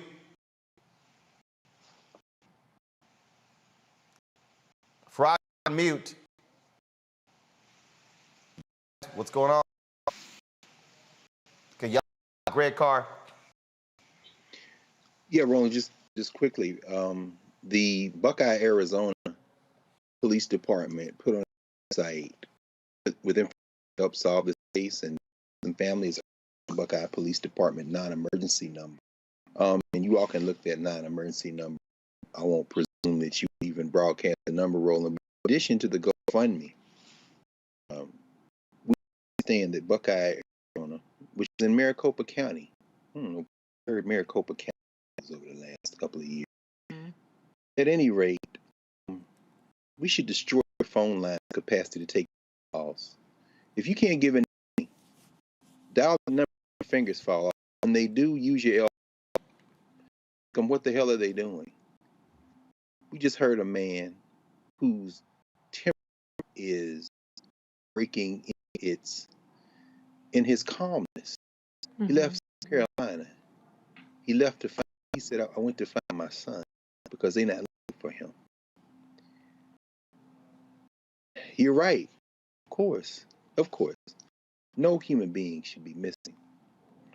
But as the PD used to say, when they would get a call of Black folk involving Black folk in Los Angeles, and the Jamaican philosopher Sylvia Winter took this phrase that the LAPD and applied it to the study of Black folk in this country. She said, they all, and they realized Black people, they would repeat, so no humans involved. This would not stand, woman or white man, that matter. So let's of Arizona's police department in Maricopa County, because since you don't think there are any humans involved, we're going to treat us. I hope that you find it, brother. When you asked that question, brother, and he narrated how they found all of his son's clothes, his underwear, his socks, in his clothes, strewn out from that car, and 2.5 mile distance between where his last work had. Not only becomes unacceptable in this, these people have to deal with the fact that we will make this place ungovernable. We make it into some place different. going to for this? Faraji. Yeah, I mean, I just think that it's when I look at a media scan of how, you know, this Gabby to the cases of Black children and Black people, it's always like it says, you know what, this hypocritical stance that we recognize and put enough emphasis on Black and brown men. We recognize that. And then you have these kind of bubble conversations of the importance of it. The data comes out of you know, of people of color. Others, but it's so hypocritical. Really, really hypocritical. I think also that we look at it, is it just us? I mean, just traditional white media, or is it us how we feel about our own go missing? I mean, it's each day in America, a child finds themselves in this country, right among Black people. We don't ask the right questions. We just kind of shove in, oh, okay, they're gone for a while, and then bodies end up somewhere. This happens right here in Baltimore. This happens right. And so, you know, it's like we have to, I mean, obviously, you know, we can feel for the Day family. We can feel for the Robinson's family. Right. We feel that pain. But we need to put that emphasis way. We can't just put it all on the media. We take on that mantle ourselves. Absolutely. So and somebody tweet, they said, my local nations have spent so many resources. They also report to Florida, Washington. Wow. Yeah, CNN has had multiple locations for the That's how it happened. Hey, folks, earlier we told you about at Friendship Church in Dallas gathering. Let's go right now to Dallas, Texas. Linda Soares, founders of Until Freedom. Linda, give us a sense of how have been going earlier, dropping off. I mean, are y'all overwhelmed with supplies? Dallas showed up. We are, as you can see, we have a steady people bringing in. To make some purchases here in the Dallas area. Angela here, co-founder of Until Freedom team, and the wonderful people, Friendship West Baptist Church, spreading all the wonderful volunteers that are out here, standing in solidarity with our Haitian sisters and brothers at the border. And so, y'all are traveling 6 hours to Del Rio, Texas, and so have brought. You were, I mean, is it one truck, 2 trucks, 3 trucks? Sorry, how many trucks? Yeah, how many trucks? Yeah, so there are multiple trucks, but some are going to be going to different receiving stations. As you know, people are being released to Del Rio, and then they're being moved to places like San Antonio and Houston, which are cities that have major reports that are being sent around the country.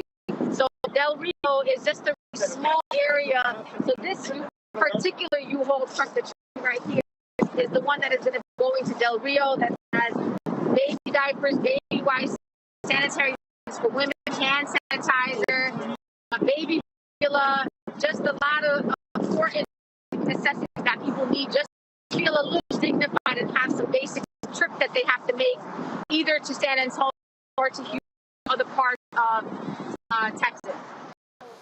And look, the reality is a lot of folks are going to Del Rio for the photo op. Y'all wanted to make sure that that y'all help the people. You gotten with Trey, the rapper out of Houston, his organization as well. And so y'all have really put together a strong coalition to provide some help to the folks there, these migrants. Absolutely. And we thank you, Roland, for always sharing and giving us this platform. This is about helping Haitian migrants at the border. It's also a way to shame the United States government to treat the Haitian migrants at the border. It is their responsibility to bring supplies, to dignify these people, to support these people, literally desperation, which is why they're at the border. And so we are demanding that Biden and 42 stop the deport of these migrants and figure out how to process them and give them the opportunity to access a safer and better life here in the United States of America. And so you talk about going to these multiple cities. Are you also organizing people in those cities to also give as well? And people they want to know, okay, I'm going to see where to go. If there's somebody out there who's watching and listening and they want to send money opposed to supplies, where should they send it to? So yes, so as you can see, the majority of people who are here with us today are from the Dallas area. They are volunteers. They have come out in solidarity to support this effort. We are asking people to give resources to the Haitian Alliance. They are an organization that is at the front lines of supporting Haitian migrants across the border, and they have been doing this work for weeks now, not just because of the recent imagery that we saw. Give the Haitian Alliance. You can also support Until Freedom, untilfreedom.com, and just really add our platform, our resources effort. Right then. I appreciate it. Y'all do great work. I was communicating with you and Tamika last night what y'all were doing. I said, look, we got to get y'all to show what's going on. For whoever has the camera, just get our folks just a shot of there, all the stuff that y'all can see right there, what you see supplies, what they're loading in there.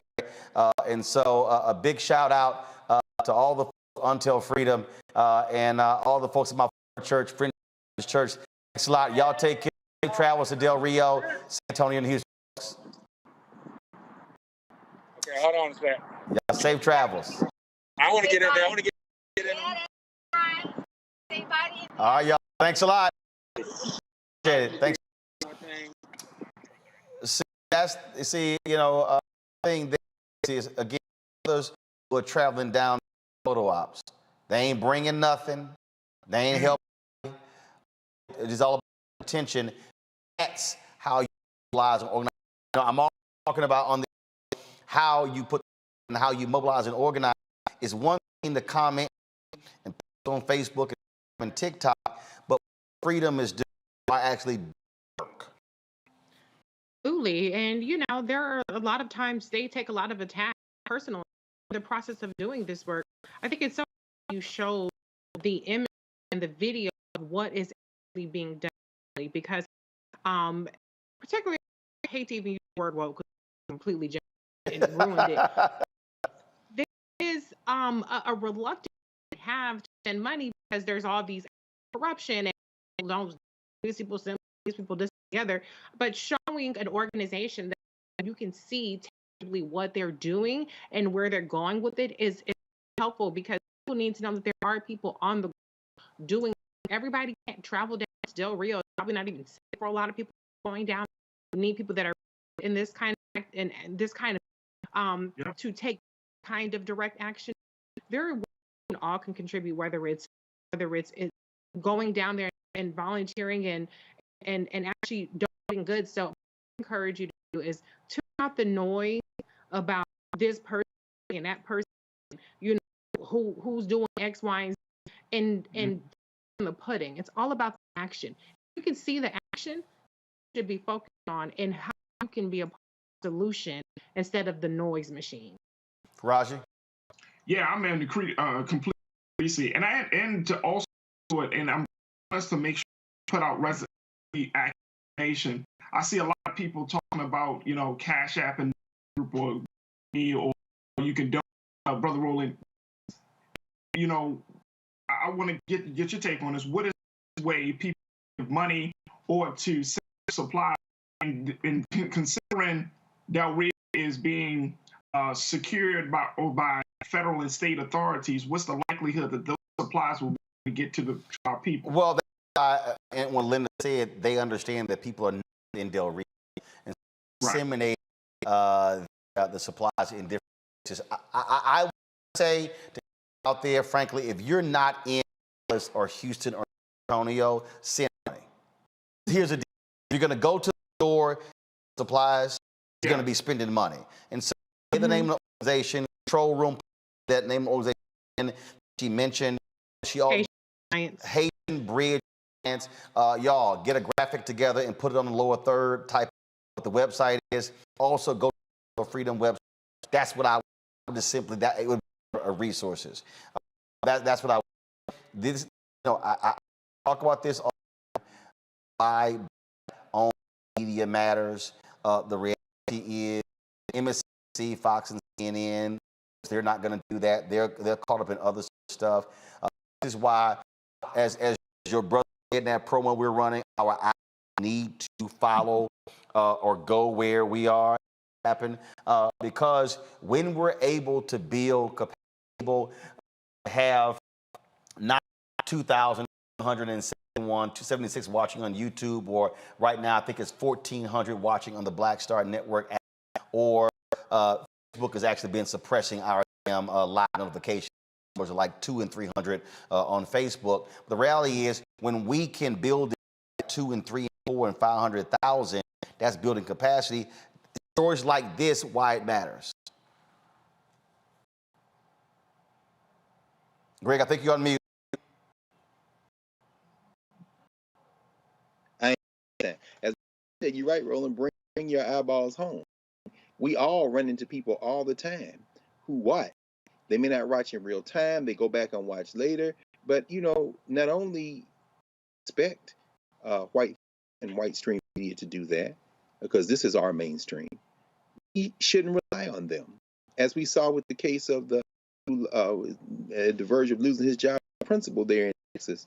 All of a sudden, he was discovered by mainstream media at Black Country, but that's because he was here first and then came back.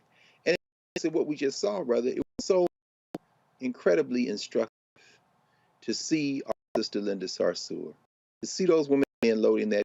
And then when you get, have your camera pan over to see, and they all paused. And the sister said, I want to get in that picture. Why? Because this is home. I mean, today would have been the 95th birthday of John Coltrane. What we saw was, to borrow his recording, the title, Love Supreme. Yesterday was Jeremiah Wright's 80th birthday. Happy birthday, brother. And of course, his spiritual son. When the tried to crucify Jeremiah Wright, when he what America's about, God like America, he wasn't talking about people.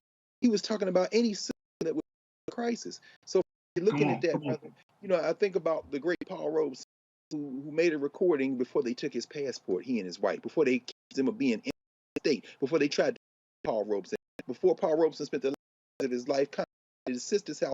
He was one of the recording artists, most recording artists in the film star and all that.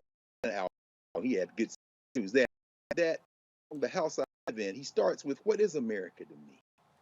A name, a map of a certain word. See, what is America to me? It's what it is. He said it's the house I live in. White and black. Church, the school, the clubhouse, the million lights I see, but essentially the people. So when I say there's no we, there's the people, and it starts locally. If y'all want to do something and you think there's an America beyond who do things like we just saw, if you have any money, pick up the phone again. The White House, Biden's administration, appealing the decision that's not letting people in, naming COVID. Call the Biden administration at the places that Sister Sarsour just let us understand. If they're going to let them in the country, they're going to fly to the places and give them to appear. You need to on the Senate, ban the Congress, ban the Biden administration. Ask them, what is your policy toward Haitians? What is your policy toward people? People stay here. And I don't know where is in this or my sister Vanita is, but we need to find the Department of Justice. Their interface is with this Biden administration policy of continuing the Trump policy. Money, get in the political process. That's my black sir. Mm-hmm. Indeed, folks. We're not done. First of all, with the panel, we're conversation where I was talking about holding companies accountable of Florida. All they pound with $30 to $50 million. Talking about how they ain't spending the money. Calling folks. The conversation was interesting. Like on Clubhouse, well, actually, conversation on Clubhouse to tell people we do on base. Black-owned app launched Hayes, who part of the crowd fund, which $3.5 through crowdfunding further development. I said we can't talk about Black economic empowerment if we willingly have conversations on Clubhouse. Don't want to go. So go to my computer. So at 9 p.m. 48 minutes, I'm going to have part 2 of our conversation on Fanbase. I'm going to download the Fanbase app. We're going to have a conversation over there, blow it out, and I'm going to walk y'all through. I'm going to walk y'all through these advertising agencies, and I'm going to why I call out brands specifically. Y'all need to understand what's going on with that Fanbase app. Trust me, you want to check it out. Of course, we yesterday talked about the death of and tremendous man, amazing story. The Parwa he did Cooley High. I'm double checking because he recorded live. Actually, he sent me a video. I'm not sure if the video has come here that way. So I'm going to send him and try to get it. But what I'm going to do is earlier I had a conversation with the journalist, author. He's done business, and that is Nelson George. And he had amazing things to say, y'all, about Melvin Van Peebles, some jewels. Blew me away, and I want y'all to actually hear that. Here's my conversation with Nelson. Nelson George, glad to have you on Martin Unfiltered, brother. Good to be here, man. Sad talking about what we're going to talk about, though. Melvin lived an extraordinary life, passed away at the age of 9. And I came across a video to this unbelievable conversation, Gordon Parks, Melvin Van Peebles, and Ossie Davis, and you participated in it? Well, those brothers, they're godfathers of contemporary American film. Gordon made Learning in Hollywood his first adaptation of books. Did Watermelon Man, very close behind him. And right there in the ballpark with Ossie Davis. Several of them, and so these 3 guys are sort of benchmarks if you look at all the way up to, Barry Jenkins and A. DuVernay and so forth. These guys through civil rights was Melvin probably kind of classed it because Melvin, here's the story. Melvin did a film first called Service. Very new. He was able to raise money in France. He wasn't able to in America in 1966 or 67. He was seen by Hollywood. He came made a Watermelon was Godfrey Cambridge. But he realized the statement he wanted to make could not be made in Hollywood. He made a movie, Sweetback's Badass, about a male hustler who sees a man shoot goes on the run.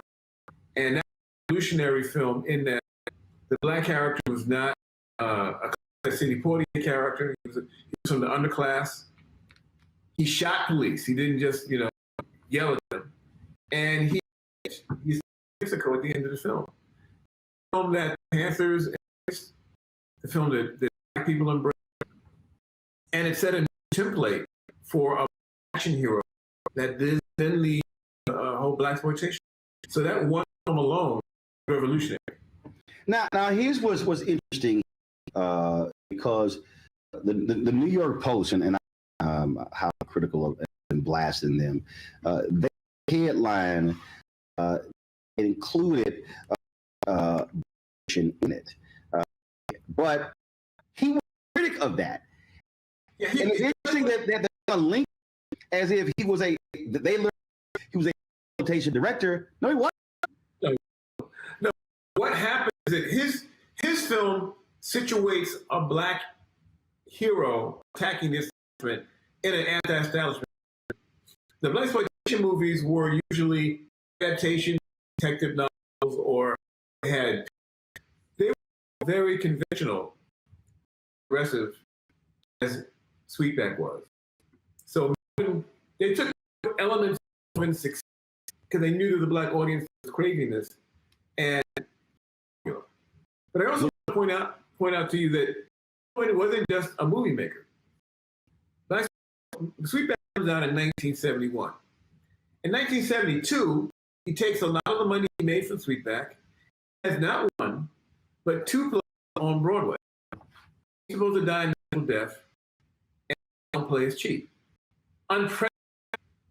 Unprecedented. He had 2 plays on Broadway at the same time.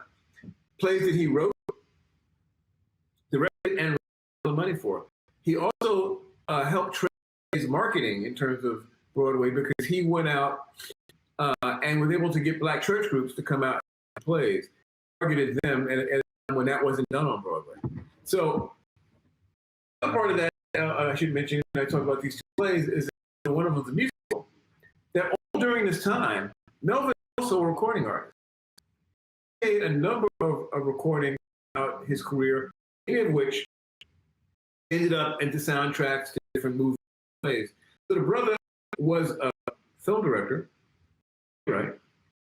He was a music composer, and he was a when he even made movies. One of his first books was done back in the late 60s, maybe early 60s. He was a cable car conductor. He wrote a book about being a conductor. So this is a man who lived in an extraordinarily diverse creative. So, the big bang, but there are so many. I was watching him perform a nightclub 10 years ago. He was on the road doing club dates where he sang, had a band behind, and was incredibly. He lived a super vital creative. And that would there, and then of course, I mean, my goodness, he decides, you know what the hell, I'm gonna be a stock, trade stocks on Wall. I mean, here one who said, you know what, the fixes or the boxes put me in boxes. I'm not gonna do it. You're not gonna put me in that box. I want to go. I'm gonna go here. If I want to do this, I can do this.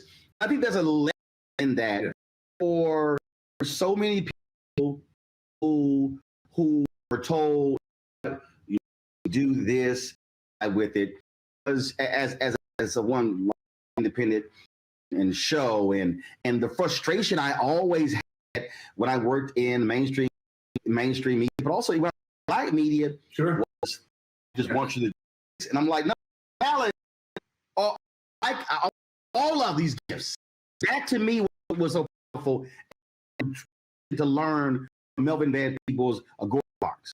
Yeah, I got well over the years, and it's always about your vision. First, when I was a college student, 1970, I went to interview for a magazine, and I walked in, brother, was sitting in a wheel office, had no shoes on, no shirt, had trousers, suspenders, a hat, was smoking, and I was like, wow, unconventional. That's how he lived his life. Never tried to fit in. He made himself be. He totally was a free spirit. I'll tell you something interesting that I found out yesterday. So at CAA, who was friends with, he says that when he joined in 19 early, he negotiated his contract. I said, are you kidding? He said, no, Melvin knew money. Melvin knew money, and this is a white guy. Melvin, to negotiate his agent deal with his agency, the biggest creative art agency, talent agency, because he respected Melvin's business acumen. So I know first and how learned he was in so many different areas. And, whenever a lot of, oh my God, I'm sorry that. The reality is you see that in his children. You see that in Marlon's children. You see this whole idea of there are no boundaries. And all too often for African Americans, even especially our parents, for a lot of us, look, son, to daughter, look, get you a job, get a, just, don't waves. But then you older people start thinking back and, man, I wish I had done this and I wish I had done that. And they have these regrets. I think, lays down in his home in Manhattan, passes away with no. Oh, Melvin someone was running to New York all the time. I mean, he very. I'll tell you a story. I was shooting an independent about 10 years ago. You know, I had no money, but can I get you improv with me? Brought me up to the act. Was it little cameras? Get out with something to drink. I mean, if he thought you were trying to do conventional for you, you know, and I felt for me it was great to him because he was, and he was everybody who I don't know with any other time was in because he was conventional. He didn't fit any of the boxes of open mobility, but he always was moving to the apartment.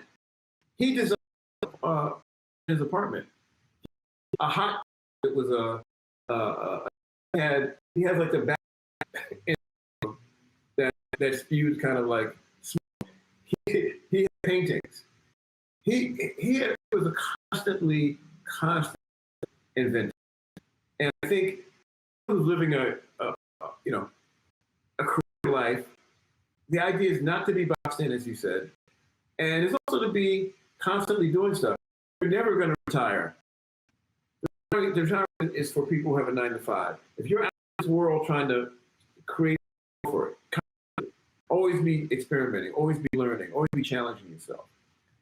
In his proximity was to feel that energy, that history. I mean, the brother, at one point, he left Chicago, he was a car reporter in San Francisco.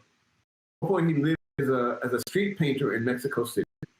Went to Paris, he lived in Amsterdam, and then went to Paris, where he sort of began his life as a writer and ultimately a filmmaker. He also afraid of his comfort zone. Being a black man traveling the globe throughout the 50s, he was able to open his vision and not be boxed in by the American boxes. What you just said, that I think really stands out when you said, "You look, man, have any money for? Can you do this?" He's like that. If there's one thing, Nelson, that sort of drives me crazy, and it really does, and I said this a couple of weeks ago on Twitter. It doesn't actually cost me anything to help somebody out and retweet something. It doesn't. If somebody hits me, "Hey, Roland, can you do me a solid and do a mention on?" Okay. Now, obviously, that's relationship. Sure. Because you also know that person and who they are and what they do. But this is someone who, like you said, I see somebody who's trying to do something, man, I'm gonna go ahead and help you. That is in many ways uncommon. That's not common. It's common. Right. And for folks to do that, and I think a lot of people, when we talk to elders who've become ancestors, seeing how that is a consistent theme when we talk about many of those ancestors. Oh, listen, I'm working on a documentary on Willie Mays.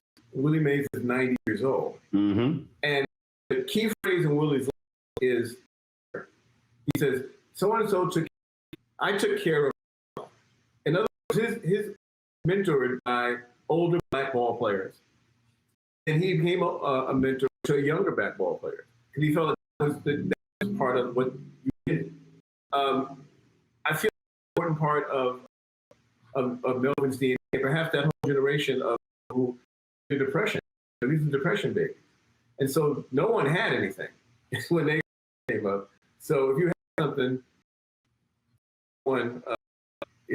church, you let someone use your pants because there was no money and you had with each other. And a very strong sense of community. A lot of folks have been for years. Young now middle-aged filmmakers who were young filmmakers who gravitated around him and sat and who gave inspiration. His life was, how he lived was inspirational. I started cigars because of Melvin. And somebody learned to cigar pass on that one. Okay. But I'll all other stuff that he did. As you said, extraordinary life. Because I was living in LA ago where I interviewed Mario for this one-on-one series that I'm going to be launching on Black Work. And we were able to use stuff in the tribute night about his dad and life lessons and things like that. The reality is, in his life, he certainly passed on to his children, and that hope he made is take care. Mario passed on to his children, and hopefully that's what that it doesn't matter to have all his knowledge and expertise sitting and sharing lesson with in a sense of what freedom what is like, what oppression is like, what independence is like. Yes, because Melvin was the ultimate independent. He made films, he made books, he wrote books, he made plays, he made and then figured out how to get him out. But he did his whole life, and he stayed the most idiosyncratic, interesting artist in American history. Of course, I'm November.